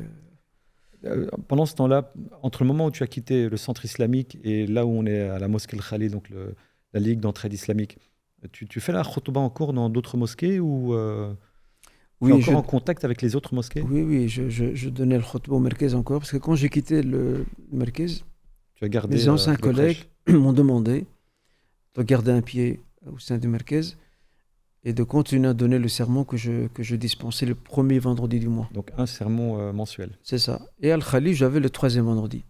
Ce qui est toujours le cas aujourd'hui. J'ai toujours le 3e vendredi Al-Khalil. Aujourd'hui, tu fais Al-Khalil et l'Amal. L'Amal, oui. L'Amal, c'est le premier. Donc c'est toujours premier, 3e vendredi du mois. Donc justement, je voulais avoir un peu ton expertise, Sidi Moustapha. Tu as officié au sein du centre islamique, au sein de la Ligue d'entraide islamique, la mosquée Al-Khalil, l'Amal. Tu étais invité à intervenir dans plein de mosquées, tant en Belgique qu'en France. Je voulais savoir, Sidi Moustapha, qu'est-ce que tu pensais, toi, justement du fonctionnement actuel des mosquées, au niveau de la gestion, ainsi de suite? Parce que nous, les retours qu'on a, beaucoup de jeunes qui essayent de prendre part à la vie de la mosquée, c'est qu'ils sont confrontés à une direction qui très souvent les rejette parce qu'ils sont jeunes, passe. Mais surtout parce que la direction s'approprie la mosquée et pense que c'est un bien personnel. Tu l'as vécu ça, toi, Moustapha? Moi, je voudrais plus parler de mon expérience propre. Sans donner de nom, bien sûr. Oui, bien évidemment. Bon, ça, c'est un constat. C'est un constat. Je ne dirais pas ça de la mosquée Al-Amal Khalil, parce qu'alhamdoulilah, il y a des comités de jeunes dans ces deux mosquées qui sont quand même assez actifs. Ils ont une influence sur les décisions et Oui, ils ont une influence, je ne vais pas dire totale, mais quand même... ils sont écoutés. Ils sont écoutés sur certaines questions, bien évidemment. Mais il est vrai que c'est un constat que l'on partage largement. Effectivement, dans la plupart, malheureusement, de nos mosquées, on ne fait pas beaucoup de place et pas beaucoup de cas pour les jeunes. Et ça, c'est assez problématique. Et parfois même, on ouvre la porte aux jeunes pour la refermer très vite par après. Mais pas uniquement aux jeunes. J'ai parlé des jeunes. Par exemple, les femmes aussi, même les femmes également. L'imam, on a beaucoup de mosquées où l'imam, c'est un salarié en fait. Il est là pour diriger les prières et à aucun moment, il n'a son mot à dire, ainsi de suite. Est-ce qu'il ne faudrait pas vraiment revoir le mode de fonctionnement de nos mosquées? Ça, c'est évident. D'ailleurs... Mettre des gens compétents à la tête de nos mosquées? Ça, c'est certain. D'ailleurs, j'ai donné une conférence là-dessus, je pense il y a 2 ans maintenant. Oui, qui avait fait beaucoup de bruit. Oui. Nos mosquées, donc quel défi pour quel avenir? Quel défi pour quel avenir, ouais. Et j'avais pointé du doigt une série de problématiques qui doivent nous pousser justement à remettre en question le mode de fonctionnement des mosquées, ça c'est certain. Revoir le mode de fonctionnement des mosquées. Deuxième question que je te pose, revoir aussi la formation des imams peut-être. C'est certain. Aujourd'hui, à Bruxelles, en Belgique, je pense qu'en France aussi beaucoup, dans la plupart des mosquées, je ne parle pas des grandes, les imams, c'est des mémorisateurs du Coran. Je dénigre pas, je diminue pas. Bien sûr. Le Coran, pour moi, il est au top. Mais est-ce qu'il est formé à faire face, quelqu'un qui vient du bled ou quoi que ce soit, est-ce qu'il est formé à faire face aux problèmes de la communauté? Est-ce qu'aujourd'hui, on n'a pas besoin d'imam, qui est faqih, juriste, qui peut répondre à des fatwas, qui est psychologue? En fait, un imam a multicasquette. Est-ce qu'on ne devrait pas aller plutôt vers ça? Je le dis parce que beaucoup de jeunes ne trouvent pas réponse à leurs questions, à leurs inquiétudes à la mosquée et vont voir ailleurs. Qu'est-ce qu'on devrait faire, Moustapha, d'après toi? Réformer le mode de fonctionnement de la mosquée, puis réformer la formation des imams? Moi, je dirais que l'un n'empêche pas l'autre. Je pense que ce sont des actions de réforme qui doivent être parallèles. D'un côté, il faut repenser le mode de fonctionnement de nos mosquées. Certainement, on reviendra là-dessus par la suite. Mais aussi la formation de nos imams. Nous avons dans nos imams, ce sont mes collègues, hein, on a d'immenses potentiels. Vraiment, on a d'immenses potentiels. On a des imams, machallah, qui ont de très très bons bagages. Très souvent, hélas, la langue leur fait défaut. Mal exploité. Ils n'ont pas la langue du pays. Ils ne comprennent pas tout à fait les codes ni la culture du pays d'accueil. Et effectivement, je pense qu'il faut... ce qu'il faut, c'est une formation autonome. Une formation autonome qui doit être mise en place par nos structures communautaires. Il ne faut pas attendre que d'autres le fassent pour nous. Formation d'imam? C'est ça, par nos structures communautaires qui puissent former ces imams-là, et même à des domaines qui sont des domaines profanes aussi, pas seulement religieux. Et je pense que le rôle sera beaucoup plus efficace, Inch'Allah, au sein de... Il y a ce projet en cours ici en Belgique, un institut de formation des imams ou Je sais que la Ligue des imams a depuis très longtemps un projet dans ce sens-là, mais je ne pourrais pas te dire où ils en sont maintenant. Ça, je ne sais pas. Voilà. Ok. En tout cas, au niveau communautaire, bien évidemment. Ok, c'est des Moustapha Barakallahu Fik. 2020, donc tu quittes le centre El Khalil, la mosquée El Khalil, avec l'arrivée du Covid et du confinement. Et depuis lors, tu as intégré une association, une ASBL, qui s'appelle Nitessence. C'est ça, oui. Ça veut dire quoi, Nitessence, Nitessence, c'est le fait d'aller à l'essentiel. À l'essentiel, la Nitessence. Ouais. Et cette ASBL, cette association, son rôle, c'est quoi? Je sais que vous publiez un magazine en fait, il y avait un magazine papier qui s'appelle Tauba. Qui a disparu. Qui a disparu, mais maintenant, il a été converti en magazine numérique. Ouais. Donc là, il y a une plateforme qui est en cours de finalisation, Inch'Allah Ta'ala. Et moi, je participe à la rédaction d'une série d'articles. Bon, il y a des articles de l'ancienne version, l'ancien format qui, bien sûr, ont été numérisés. Non. Mais pour ma part, j'ai participé je participe plutôt encore maintenant à rédiger une série d'articles. Je reste dans mon domaine de l'écriture, de la recherche. Masha'Allah. Donc, tu travailles au sein de cette association, tu écris, et tu as toujours 2 sermons par mois. C'est ça. Le premier vendredi et le 3e vendredi du mois, Al-Amal et Al-Khalil. Et à côté de ça, tu interviens encore dans des mosquées, tu formes, tu es dans la transmission. Des séminaires. Je donne assez régulièrement des séminaires. C'était sur le Waqf, je pense. C'était sur le Waqf, c'était à la LMB, la Ligue des musulmans en Belgique. Un séminaire de 2 jours. Conférence beaucoup moins qu'avant. J'en fais encore de façon occasionnelle. Aussi en France également. Voilà, ça c'est en gros, on va dire. En 2009, tu fondes un cercle de lecture. C'est ça. Shakib Arsalan. Pourquoi tu choisis cet auteur libanais du XXe siècle? Il y a une raison? Shakib Arsalan, c'est quelqu'un que j'ai découvert de façon beaucoup plus rapprochée en 2006. En 2006, j'étais en train de lire une thèse de master d'un étudiant syrien, aujourd'hui décédé, rahimahullah, qui vivait aux États-Unis, et qui a écrit une très belle thèse intitulée en arabe, intitulée Sahwatul Rajul al-Marid, donc l'éveil de l'homme malade. Et dans cette thèse, ce chercheur évoquait le projet mis en place par le sultan Abdelhamid II, rahimahullah, qu'on appelle Al-Jami' al-Islamiyya, sur le pan-islamisme, qui était de fédérer les musulmans sous la bannière de l'autorité ottomane et du sultan ottoman. Et l'auteur évoquait le rôle déterminant qu'a joué Shakib Arsalan dans cette entreprise. Shakib Arsalan, de mes anciennes lectures, j'en entendais parler. Je savais qu'il était libanais, mais bon, sans plus. Et grâce à cet ouvrage, j'ai appris à connaître davantage le personnage. Je me suis procuré ses livres, en arabe bien sûr. Je les ai lus, je les ai dévorés. Et j'ai eu beaucoup d'admiration parce que c'était un homme qui a vécu plus de 20 ans en Europe, à Lausanne en Suisse. Il a aussi vécu à Berlin un petit temps. Là, nous sommes dans on va dire la première moitié du XXe siècle. Il est décédé en 1949. Rahimahullah. Et aussi, l'un des atouts de cet homme, c'est qu'il avait une double culture. Il avait une culture arabo-musulmane et aussi une culture occidentale, européenne. De par sa présence Par sa présence en Europe, il parlait parfaitement le français, l'anglais, l'allemand, en plus bien sûr de l'arabe, le turc.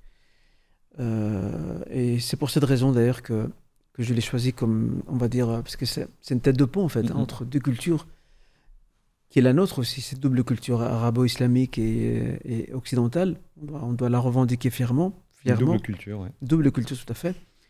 Et c'est un peu ce rôle de tête de pont qu'il a eu qui m'a amené à prêter ce nom à ce cercle de lecture. Et l'objectif de ce cercle, c'est quoi? C'est sensibiliser, attirer les gens vers la lecture, ou bien quoi avoir autour de toi un panel de lecteurs qui t'aident dans tes travaux d'écriture? Non, pas vraiment. L'objectif, c'est déjà de développer nos aptitudes à la lecture et à la réflexion critique.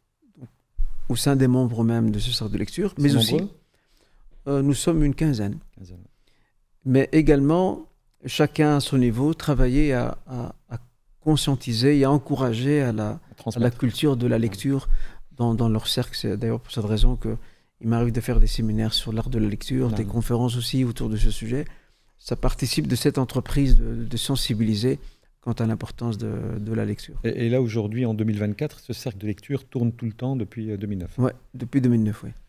Masha'Allah, Allah Ibarak. Donc, encore une des autres activités, Masha'Allah, depuis 2 ans, je pense, 2-3 ans, tu animes chaque vendredi en live une séance de questions-réponses religieuses. Ça depuis 2021, oui. 2021, donc 3 ans. 3 ans maintenant. Donc, tous les vendredis, tu réponds aux interrogations des membres de notre communauté. C'est ça. En live. Pourquoi? Via Facebook. Parce qu'il y a une grande demande. Il y a une très grande demande de la part des fidèles de la communauté, surtout des jeunes francophones. Ils ont énormément de questions.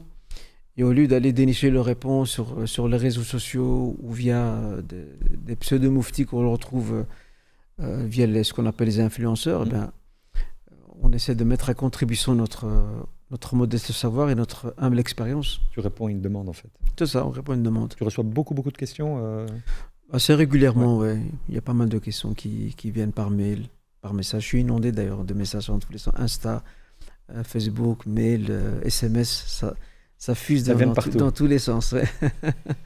Et on va continuer. En plus d'écrivains aussi, donc je pense qu'on va en parler. Justement.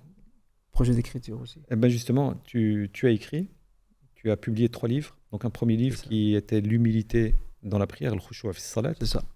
Alors pour l'histoire de ce livre, à l'origine, c'est une conférence que j'ai donnée en 1999 à Charleroi.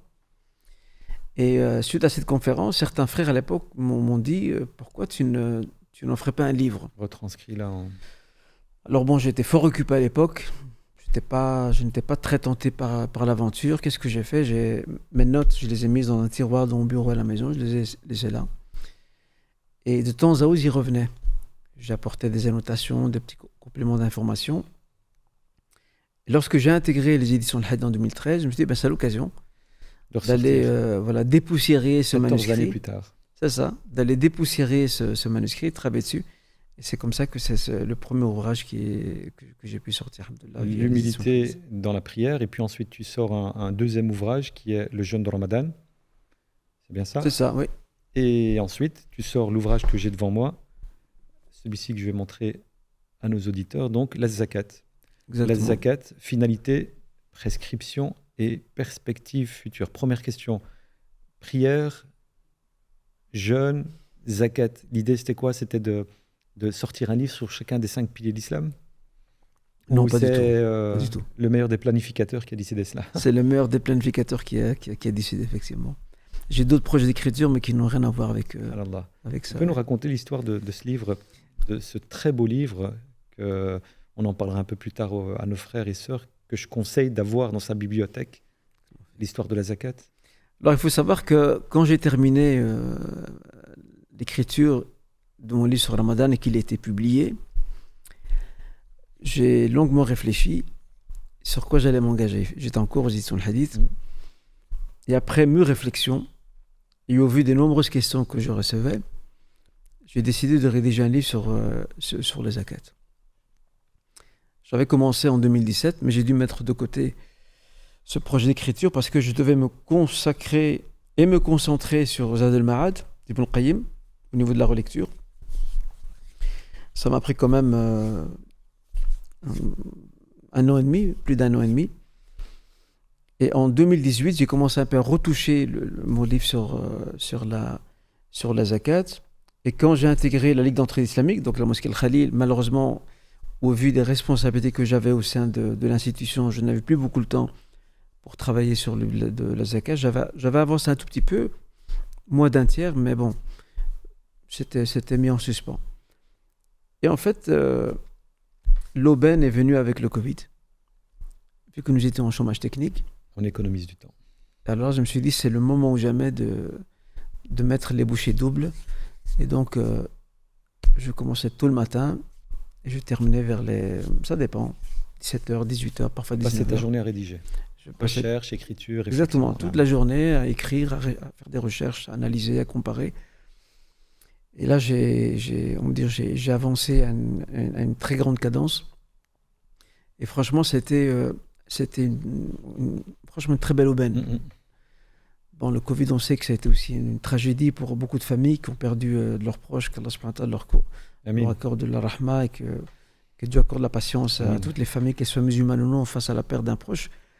Mais moi, j'ai mis à profit cette période pour revenir à l'essentiel. Revenir à l'essentiel et travailler sur la sortie du livre, alhamdoulilah. Alors, c'est un livre, c'est Mustapha qu'on trouve en librairie. Moi, je le conseille vraiment à tout le monde. Il faut l'avoir, ce livre sur la zakat, parce que le professeur Mustapha Kastit introduit la zakat, explique la zakat, l'historique de la zakat.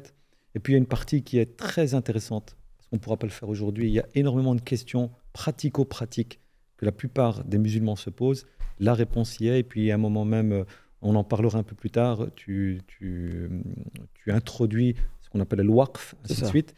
Donc, je vous conseille vraiment de l'avoir chez vous. Il est disponible dans les librairies musulmanes en Belgique, en France. La zakat, finalité, prescription et perspective future. Il est aux éditions Renouveau, Mustapha Kastit.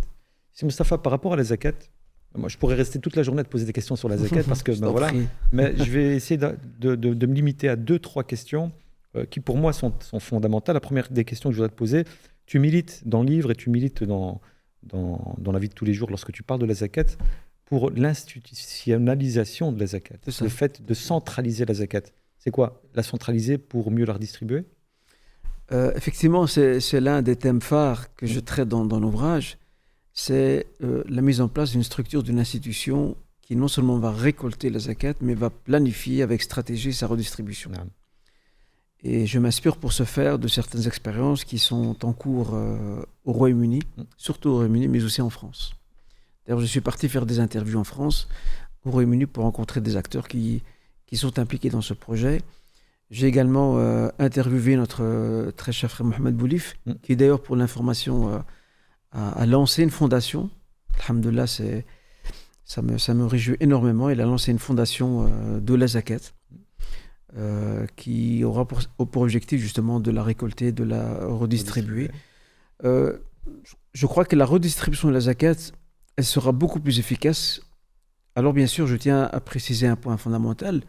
La présence d'une institution ne veut pas dire que les gens sont tous obligés de la donner à cette structure. Libre aux gens de la donner à qui ils veulent, à partir du moment où les bénéficiaires correspondent aux conditions. Mais il va de soi que j'encourage à donner ça à une institution professionnalisée qui a un cahier de charge, qui sait comment travailler, qui a des plans, qui a des stratégies. Ce sera plus efficace parce que la zakat, ce n'est pas seulement, comme je le dis dans mon livre, ce n'est pas seulement de mettre quelques deniers dans la main d'un pauvre. Il y a de nombreux champs qui sont inexplorés, dans lesquels on peut investir la zakat pour le bien de la communauté qui, hélas, ne sont pas souvent connu. D'ailleurs, je le démontre dans le livre via des statistiques et une étude de terrain que j'ai menée. Sidi Moustapha, tu me confirmes qu'à l'époque du prophète sallallahu alayhi wa sallam, la récolte de la zakat, elle était centralisée. Tout à fait. Donc c'était le prophète sallallahu alayhi wa sallam qui envoyait des responsables de récolte dans les différentes contrées. La zakat était ramenée à Médine et ensuite était redistribuée intelligemment. Pourquoi ? Parce que le danger, c'est quoi ? C'est que le fait qu'elle ne soit pas centralisée, c'est qu'elle s'éparpille à gauche, à droite et qu'elle ne permette pas en réalité de faire disparaître la pauvreté.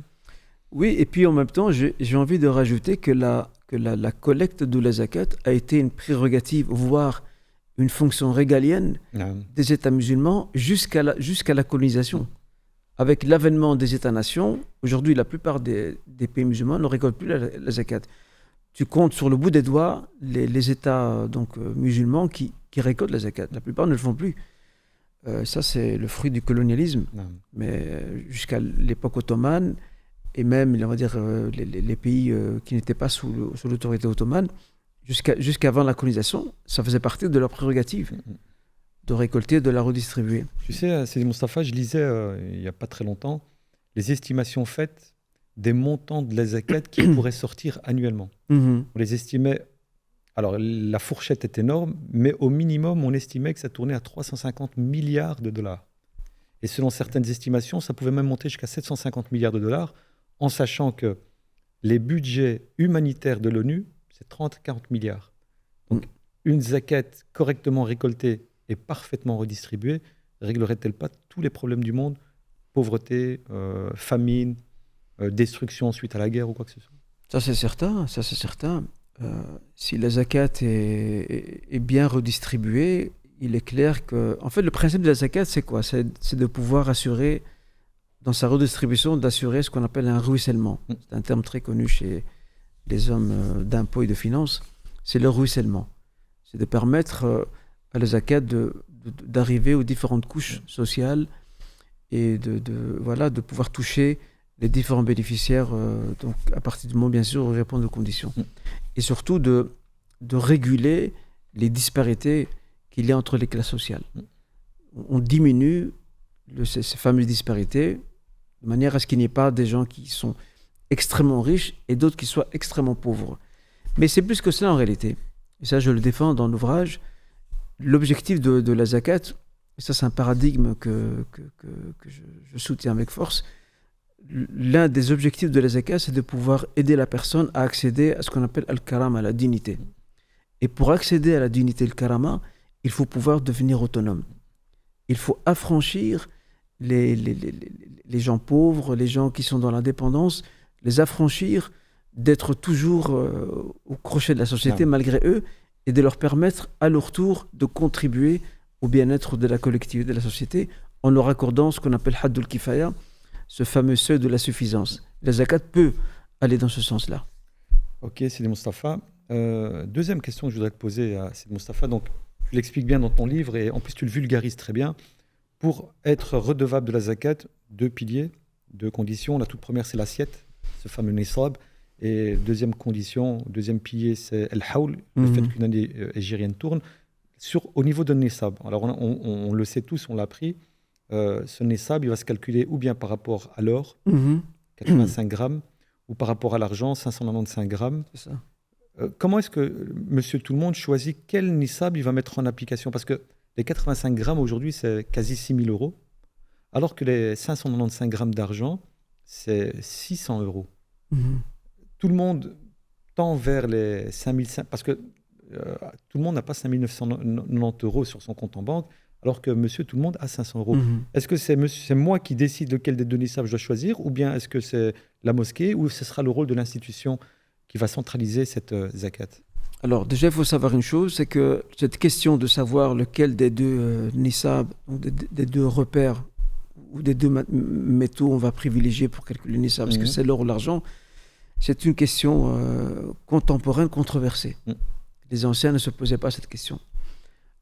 Pourquoi ? Parce qu'aujourd'hui, la monnaie fiduciaire remplace quelque peu ces métaux précieux. Donc il y a un débat sur quoi on va aligner le calcul de ces sommes que nous avons sur un compte bancaire. Moi, dans l'ouvrage, j'apporte un peu les tenants et aboutissants de cette question.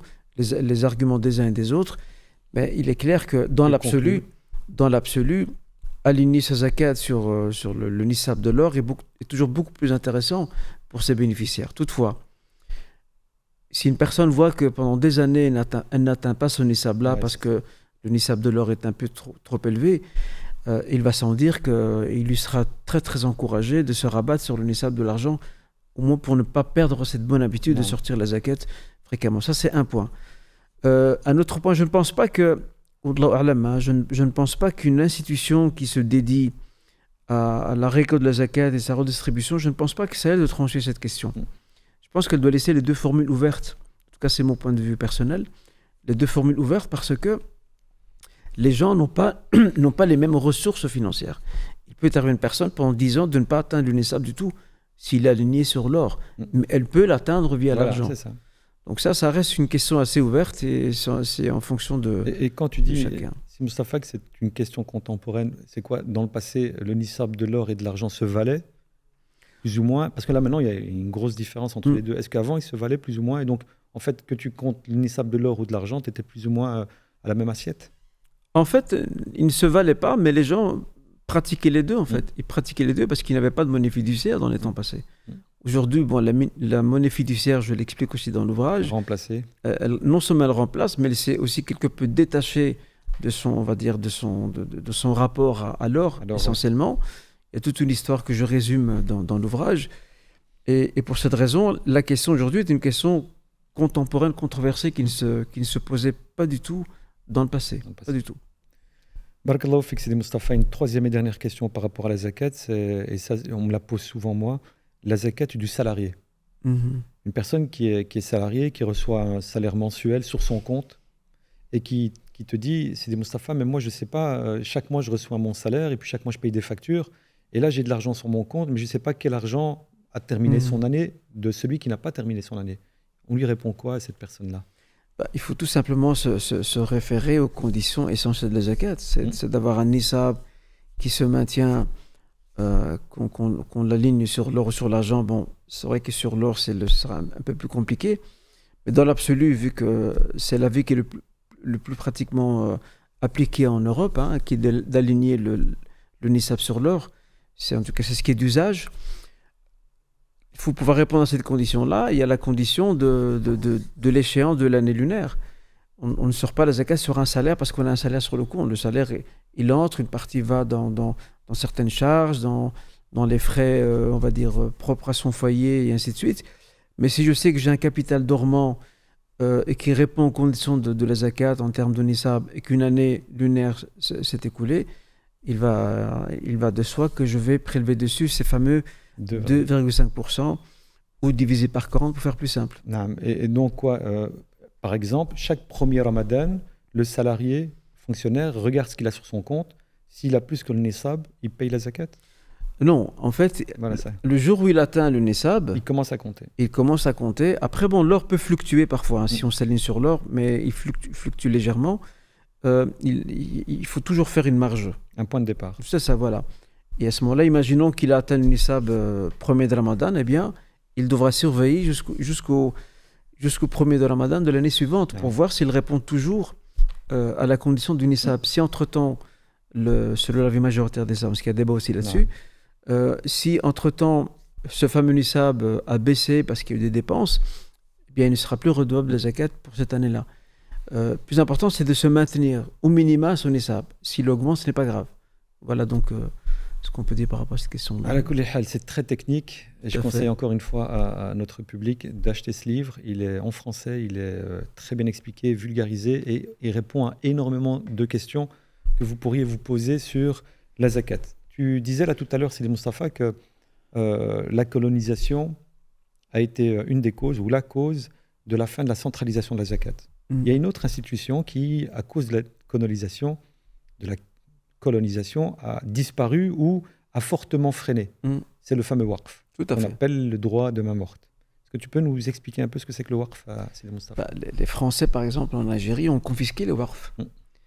Parce que d'abord, je vais peut-être définir un peu ce qu'est le waqf. Le waqf, c'est un bien duquel on se dépossède pour en faire on va dire, une propriété collective dans le sens où l'utilité serait une utilité sociale.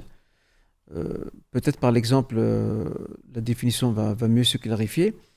Quelqu'un a une terre agricole, il décide de s'en déposséder et le met au service de la collectivité. Cela signifie que la rente dégagée par les ventes de la production agricole sera redistribuée à des bénéficiaires que lui a désignés. C'est lui qui désigne. Donc là, on ne parle pas des 8 bénéficiaires de la zakat. Non, pas du tout. C'est lui qui désigne les bénéficiaires. Ça peut être une partie de sa famille, ça peut être des pauvres, ça peut être des étudiants, ça peut être des centres de recherche, et ainsi de suite. Ça vaut aussi pour un bien immobilier. Quelqu'un qui a un bien immobilier, il le transforme, soit il l'a, ou alors il le construit, il en fait un waqf. Autrement dit, il fait de ce bien un bien dont l'utilité sera sociale et collective. D'accord ? Ça veut dire qu'on immobilise le bien, il n'appartient plus à personne. On l'immobilise de manière à ce qu'il puisse poursuivre des objectifs sociaux, de bienfaisance, et ainsi de suite. C'est ça le waqf, en fait. Sur plusieurs générations. Sur plusieurs générations, oui, bien sûr, le principe du waqf, c'est qu'il dure dans le temps. Et les Français, lorsqu'ils se sont en 1830 installés en Algérie, parmi leurs premières décisions, c'est de confisquer les waqfs. Pourquoi ? Parce que ce qu'on appelle l'establishment religieux de l'époque gérait les waqfs un peu comme l'Azhar. L'Azhar aussi avait ses waqfs avant que le président Nasser ne les confisque et ne les nationalise au nom de sa doctrine socialiste de l'époque. Et en fait, de nombreux États ont compris, et entre autres le colonisateur a compris que laisser des waqfs, c'est avoir un État dans un État. C'était une concurrence. C'est une concurrence. Donc il fallait neutraliser cette concurrence. Et la meilleure façon de le faire, c'était de confisquer les waqfs, de les mettre sous une administration centrale liée directement au colonisateur, de façon à ce qu'il n'y ait pas de velléité, de rébellion qui pourrait se manifester à un moment donné de l'histoire. Donc le waqf avait pour but de répondre aux demandes de la population sans pour autant être rattaché à l'État.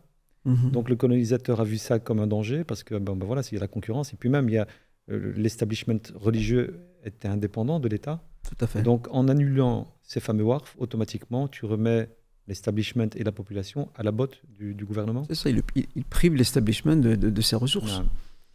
Et donc l'establishment, c'est l'élite de la société. Donc on avait des universités, on avait des mosquées, on avait des centres de formation. Dispensaires, même des dispensaires. Des hôpitaux, des orphelinats. On avait, Sidi Mohamed Talal Lahloun disait, il y avait même un waqf qui, c'était une sorte d'assurance mutualiste qui remboursait les assiettes cassées par les enfants qui transportaient des repas d'une maison à l'autre. Tout à fait, il y avait même ce qu'on appelait, ça Qufat al-Khubz, le panier du pain.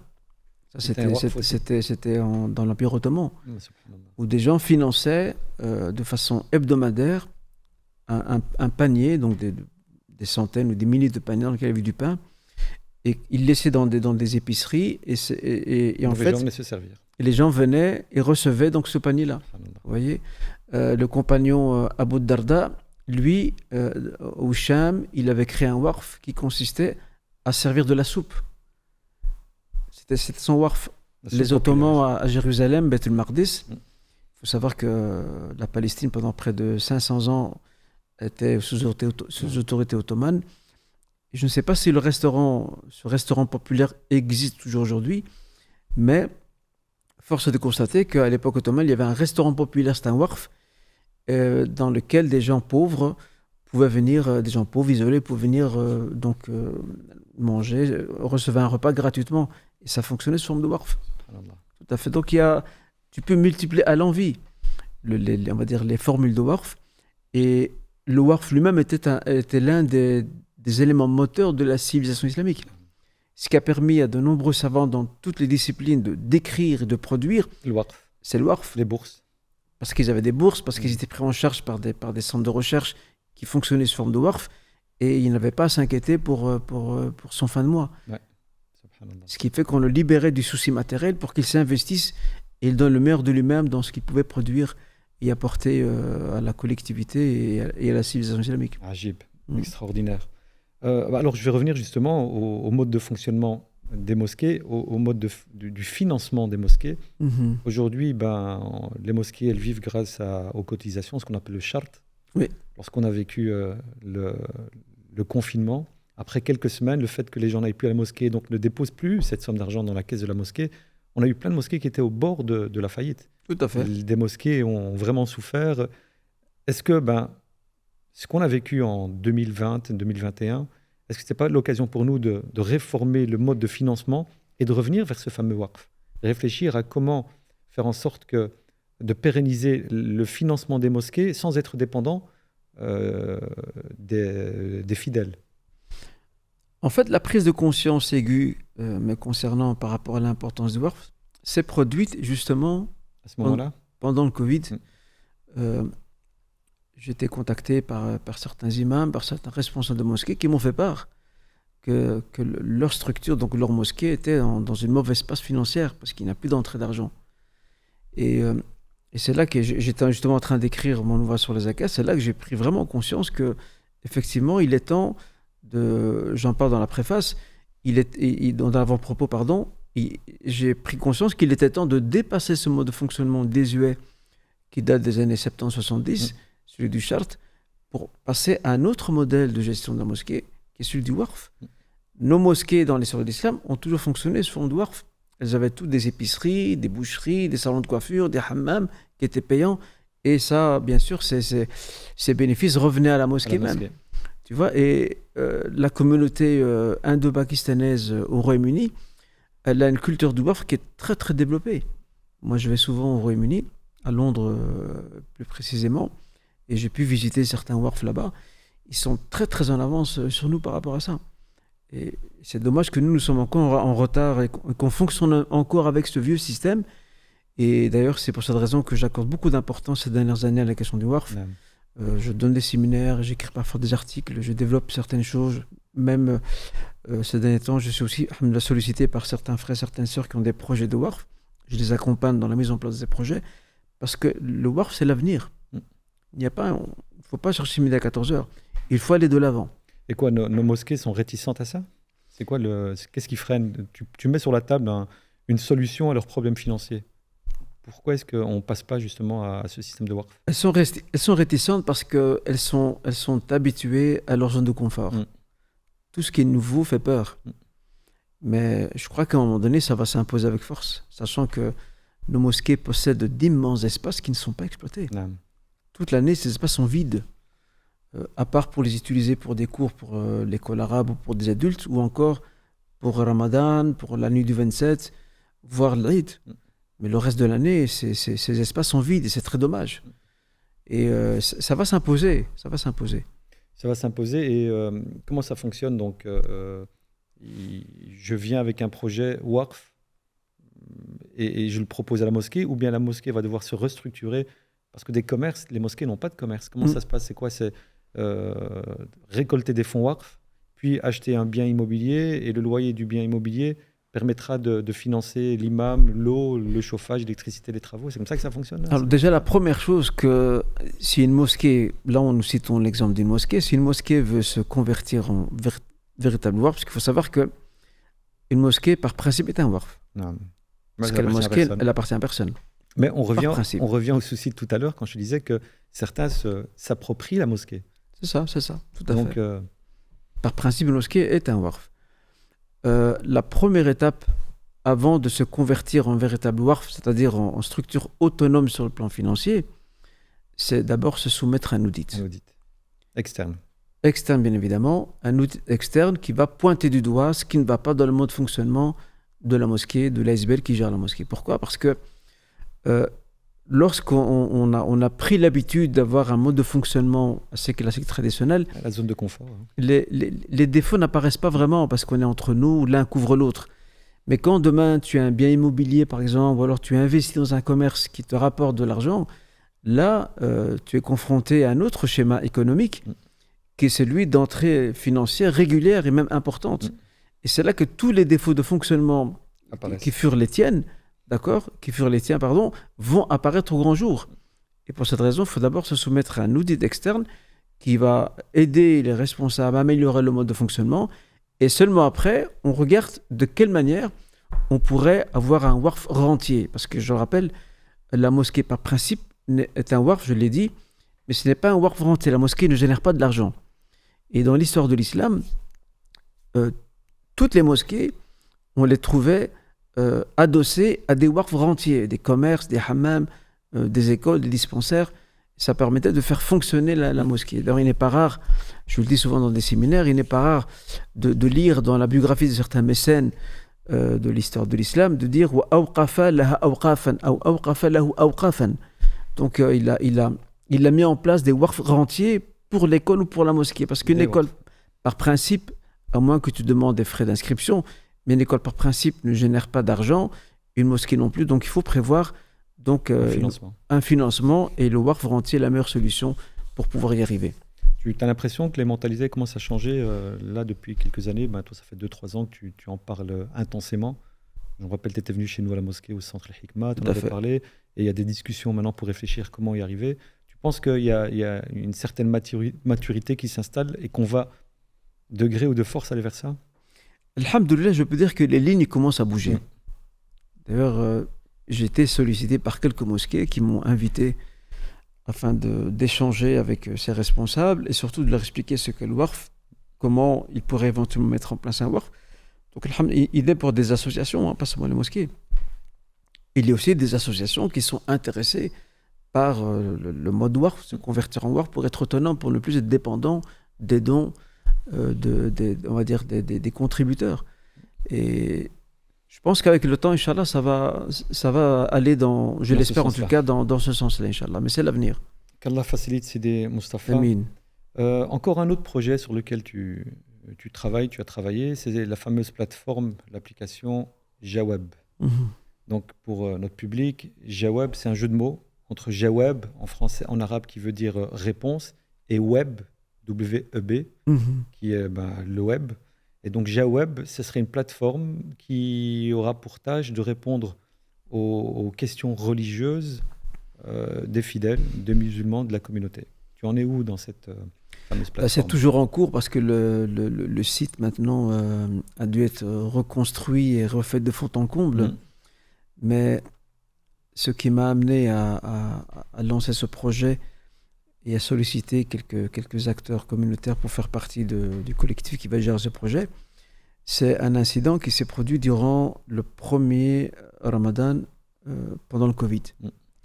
Moi, j'étais inondé de questions par mail de frères et de sœurs, parce que c'est nouveau pour eux de vivre Ramadan en plein Covid. Les mosquées sont fermées, certains se demandent est-ce que je peux prier Tarawih à la maison, est-ce que je peux faire le Jumu'ah à la maison avec ma famille, etc. Plein de questions. J'étais inondé de questions et j'avais parlé avec quelques acteurs communautaires. Je leur ai dit, écoutez les frères, je pense qu'il y a urgence.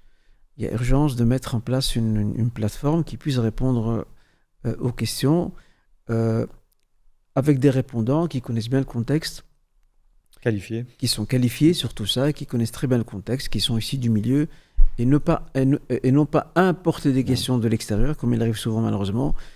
Et donc le projet est en cours, Inch'Allah. J'espère qu'à la rentrée, on puisse, Inch'Allah, présenter quelque chose. J'ai eu quelques nouvelles ces derniers jours.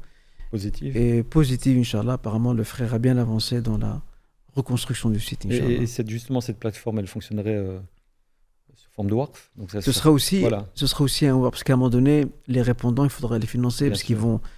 Il y aura énormément de travail. Ben oui, ils vont travailler sur ce site en répondant aux questions dans ce qu'on appelle dans leur temps, leurs heures perdues. Mais ils ne pourront pas faire ça indéfiniment. Ils ont une famille, ils ont un travail, ils ont des activités. Et puis il faut professionnaliser la chose. Exactement, il faut le professionnaliser. Effectivement, ça fait partie des plans, Inch'Allah, de convertir ça en un vrai waqf. Ça va se passer comment, Moustapha? Ça va être au niveau du fiqh, toutes les questions juridiques, ça va être une école spéciale. Les réponses seront sur l'école malikite. Comment ça va se dérouler, vu que... C'est difficile de faire ça selon une seule école, sachant que nous avons une communauté aux sensibilités doctrinales très différentes. Donc, d'abord, il faut partir du principe qu'une fatwa, c'est un avis juridique religieux qui n'est pas contraignant. Donc, libre à tout à chacun qui pose la question ou qui consulte les différentes rubriques de prendre ou de ne pas prendre la réponse, de l'adopter ou non. Ça, c'est un premier principe. Et deuxièmement, ce que nous, on essaie de faire, c'est de voir on va dire, la réponse qui soit, d'un point de vue argumentaire, d'un point de vue contextuel, qui soit la plus éclairante pour la personne qui nous sollicite par rapport à ces questions-là. Ok. Justement, je rebondis sur cette plateforme qui répond à des questions religieuses. Je voudrais avoir ton avis, Moustapha, par rapport justement à l'enseignement du fait religieux en Belgique. Qu'est-ce que tu en penses, toi qui as plus de 35 ans dans la da'wa, la prédication en Belgique? Tu penses que c'est une réussite, il y a des failles, il faut le réformer, il faut le réfléchir, c'est un échec total? Ce n'est pas un échec, mais il est clair qu'il y a des choses à améliorer, il y a des choses à réformer. D'abord, je partirai d'un constat. Il y a plusieurs instituts qui sont à Bruxelles, qui ont lancé des formations en sciences islamiques. Mais dans leur début, moi j'estime qu'ils ont visé un peu trop haut. Ce sont des cours en français et ils se sont donnés dès le début comme objectif de former des imams, des prédicateurs. Non, en français ce n'est pas possible. La clé d'entrée aux sciences islamiques, c'est la langue arabe. C'est incontournable. Je ne peux pas enseigner les fondements du droit en français. Je peux donner une introduction, oui, certes, à ce qu'on appelle en arabe un matral. Mais pour pouvoir se familiariser avec toutes les notions très subtiles de ces différentes disciplines, il faut la langue arabe absolument. C'est la clé. Exactement. Donc là, ce que font maintenant les différents instituts présents, en tout cas ici à Bruxelles, déjà, la plupart de ces instituts ont revu à la baisse leurs ambitions. Donc leurs ambitions, c'est déjà quelque chose de positif.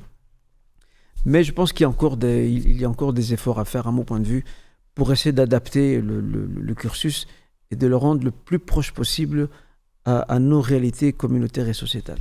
Il y a encore du travail à faire. Énormément de travail. Oui, tout à fait. C'était Moustapha. On arrive quasi au bout de notre podcast. J'ai encore une toute dernière question à Moustapha, et ça, c'est à voir avec l'actualité. Je voudrais avoir un conseil de ta part. Tu suis l'actualité comme moi et tu vois bien que, par exemple en France, l'extrême droite est aux portes du pouvoir et ça crée énormément d'inquiétudes au sein de la communauté musulmane parce qu'il y a un discours de rejet par rapport à notre communauté. On entend de plus en plus un appel à l'hijra, un retour vers nos pays d'origine, ou bien de s'expatrier vers des cieux un peu plus cléments. T'en penses quoi, toi? Tu conseilles? Tu demandes, ton idée c'est de rester malgré tout et de continuer le travail, ou de baisser les bras et de déguerpir au plus vite? Peut-être une parenthèse, nous n'avons pas parlé, je pense, par manque de temps, d'un projet sur la médiation. Oh, on reviendra. Ouais, non, c'était ma deuxième. Non, t'inquiète. Okay. Non. C'est prévu. Que voulais-je dire? Alors, d'abord, le discours de la hijra, donc de l'immigration, le fait de s'expatrier, c'est un discours qu'on entend depuis maintenant plus de 20 ans. Alors, je peux comprendre et respecter, bien sûr, le choix de certains frères, de certaines sœurs, de certaines familles, couples qui font le choix de partir. C'est leur droit. Mais parfois, il y a des personnes, là je ne juge pas, je fais un constat, il y a des personnes qui tiennent ce discours dans la communauté, mais en fait c'est une fuite en avant. Et parfois ce sont des gens qui sont toujours là. Et qui tiennent le discours. Et qui tiennent toujours le même discours et qui même se déconnectent de la société. Je ne pense pas que baisser les bras soit la solution. Il faut savoir que la vie est faite de phases cycliques. Et ce que nous vivons maintenant, c'est une phase assez cruciale, on le sait, avec la montée des droites dures et extrêmes, et surtout avec les élections qui sont maintenant aux portes en France, législatives. Je pense qu'il faut se battre. Il faut se battre, il faut surtout se réveiller, parce qu'il y a une certaine torpeur qui s'est longuement installée dans les rangs communautaires. On a souvent parlé à notre place. Et il est temps que les citoyens de confession musulmane reprennent le droit à la parole et qu'on arrête de parler en leur nom. Donc ça, je crois que c'est parmi les défis. Et après, bon, je ne vais pas entrer dans les détails des choix électoraux, ça ce n'est pas à moi de le faire, loin s'en faut. Mais je pense qu'il faut un sursaut. C'est un terme qu'on a souvent entendu ces derniers temps dans certains médias français. Face à l'extrême droite, il faut un sursaut. Ce sursaut sociétal, sursaut communautaire, et surtout s'impliquer davantage dans la société. C'est l'une des meilleures façons de barrer la route aux extrêmes. Qu'est-ce que nous, on apporte? Quelle est notre valeur ajoutée au sein des sociétés dans lesquelles on vit? Ça nous remet face à nos responsabilités. C'est clair, il faut arrêter de se mettre dans une posture de victimaire, d'accord, à l'infini. Bien sûr qu'il y a des discriminations, mais il faut pouvoir aussi donner ce qu'on peut, Inch'Allah. Et je le rappelle, sortir de sa zone de confort. C'est ça, sortir de sa zone de confort et apporter notre contribution au bien-être de cette société dans laquelle on vit. Alors je reviens vers un projet qui te tient à cœur. Je me rappelle que je devais en parler, c'était prévu. Et je pense que ce projet qui te tient à cœur, c'est dû surtout à ton passage au Centre islamique de Bruxelles, dans le service social. Tu es aussi en train de travailler, de réfléchir à un service de médiation. C'est ça. Ici à Bruxelles. Et l'idée, ce serait que ce service, s'il fonctionne, d'en faire des services un peu partout en Belgique, peut-être même en France. Pourquoi un service de médiation ? Il y a une telle demande et il y a peu de répondants. La demande est énorme. Moi, il n'y a pas une semaine qui passe sans que je ne reçois des mails de frères, de sœurs qui me demandent... Conseil ? Enfin, pas conseil, mais qui me demandent d'intervenir. Bon, moi, je ne fais plus de médiation parce que, malheureusement, mon emploi du temps ne me permet plus. Mais je reste sensible parce que ce sont des familles qui restent sans réponse. Moi, j'essaie un peu de les rediriger vers certains thérapeutes qui sont encore actifs et en service. Mais je suis pleinement conscient que ces acteurs-là, que ces thérapeutes, ils ne peuvent pas tout couvrir. Débordés. Ils sont eux-mêmes débordés. Et c'est pour ça qu'on a lancé une première formation début mai, une formation à l'initiation à la médiation. Il y avait une 20aine de personnes. Elle a été donnée par des médiateurs agréés.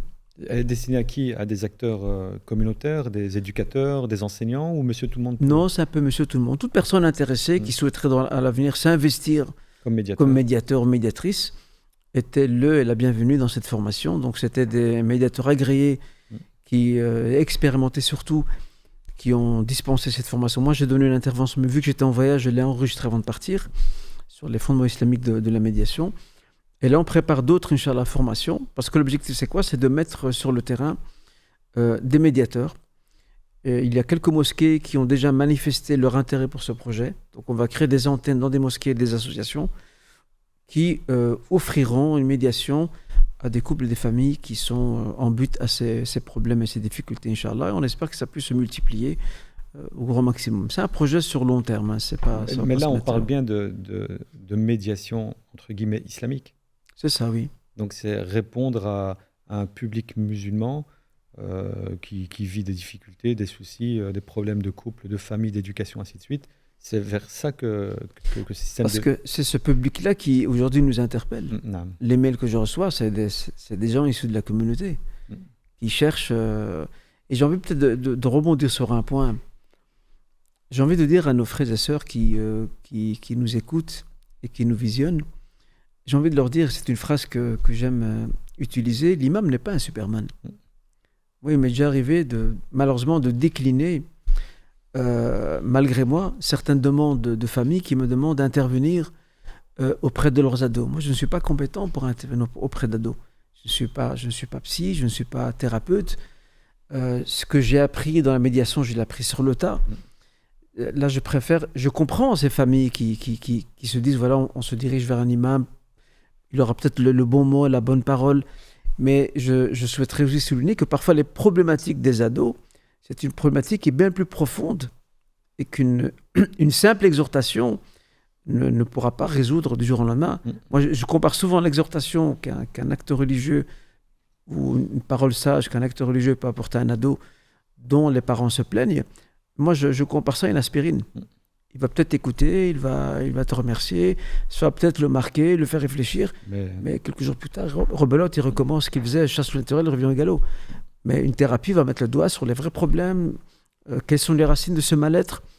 Et c'est pour cette raison qu'Inch'Allah, que ce genre de projet de médiation, Inch'Allah, pourra répondre, entre autres, à ces attentes, Inch'Allah. Ces 20 personnes qui ont suivi la formation ont intégré des cercles de médiation ? Non, pas encore, parce qu'il y a encore d'autres formations prévues. On a aussi fait le jour même, le lendemain de la première formation, il y a aussi des jeux de rôle qui ont été faits. Et ça, on va les multiplier, Inch'Allah, en situation.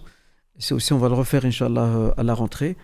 Il y aura quelques formations avant de les mettre sur le terrain, Inch'Allah.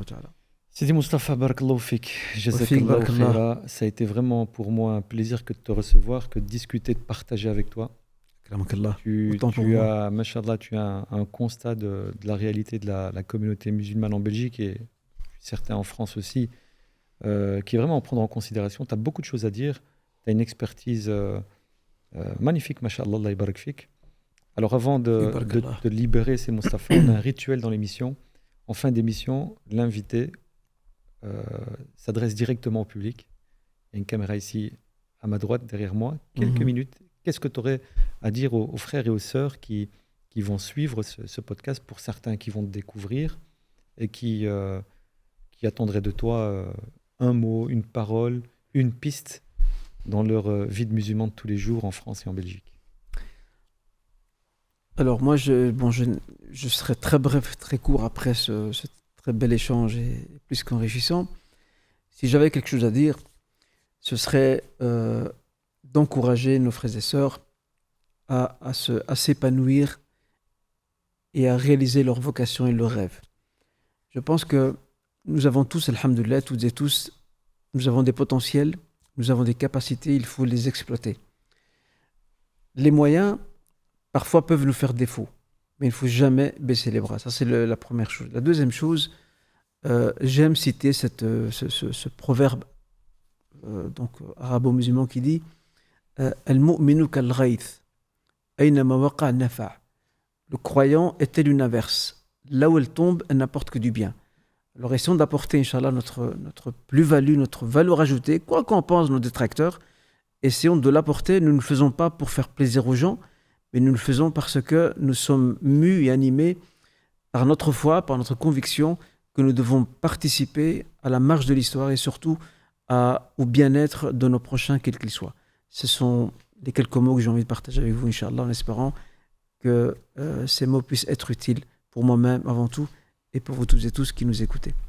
Barakallahu fik, Sidi Mustafa. Jazakallahu khaira, qu'Allah t'accorde la possibilité de finaliser tous ces magnifiques projets. Inch'Allah. Qu'Allah te permette de continuer de faire le bien. Qu'Allah te permette d'être encore et encore bénéfique pour la communauté musulmane en Belgique, en France. Qu'Allah te facilite. J'espère, Inch'Allah, qu'il te permettra de trouver du temps dans ton temps pour encore écrire et écrire des livres enrichissants comme tu sais très bien le faire. Quant à vous, cher public, barakallahu fikoum, jazakumullahu khaira. J'espère que ce podcast, en compagnie de notre frère, notre cher Mustapha Castide, vous aura plu. Transmettez-le, parlez-en autour de vous. Vous êtes de plus en plus nombreux à nous suivre. C'est une sadaqa jariya de diffuser ce style de podcast. Et pour finir, je vous dis à très bientôt, Inch'Allah, pour de nouvelles capsules, de nouveaux podcasts tout aussi enrichissants que celui tourné avec notre frère Mustapha. أقول قولي هذا واستغفر الله لي ولكم فاستغفروه سبحان ربك رب العزة عما يصفون وسلام على المرسلين والحمد لله رب العالمين والسلام عليكم ورحمة الله وبركاته.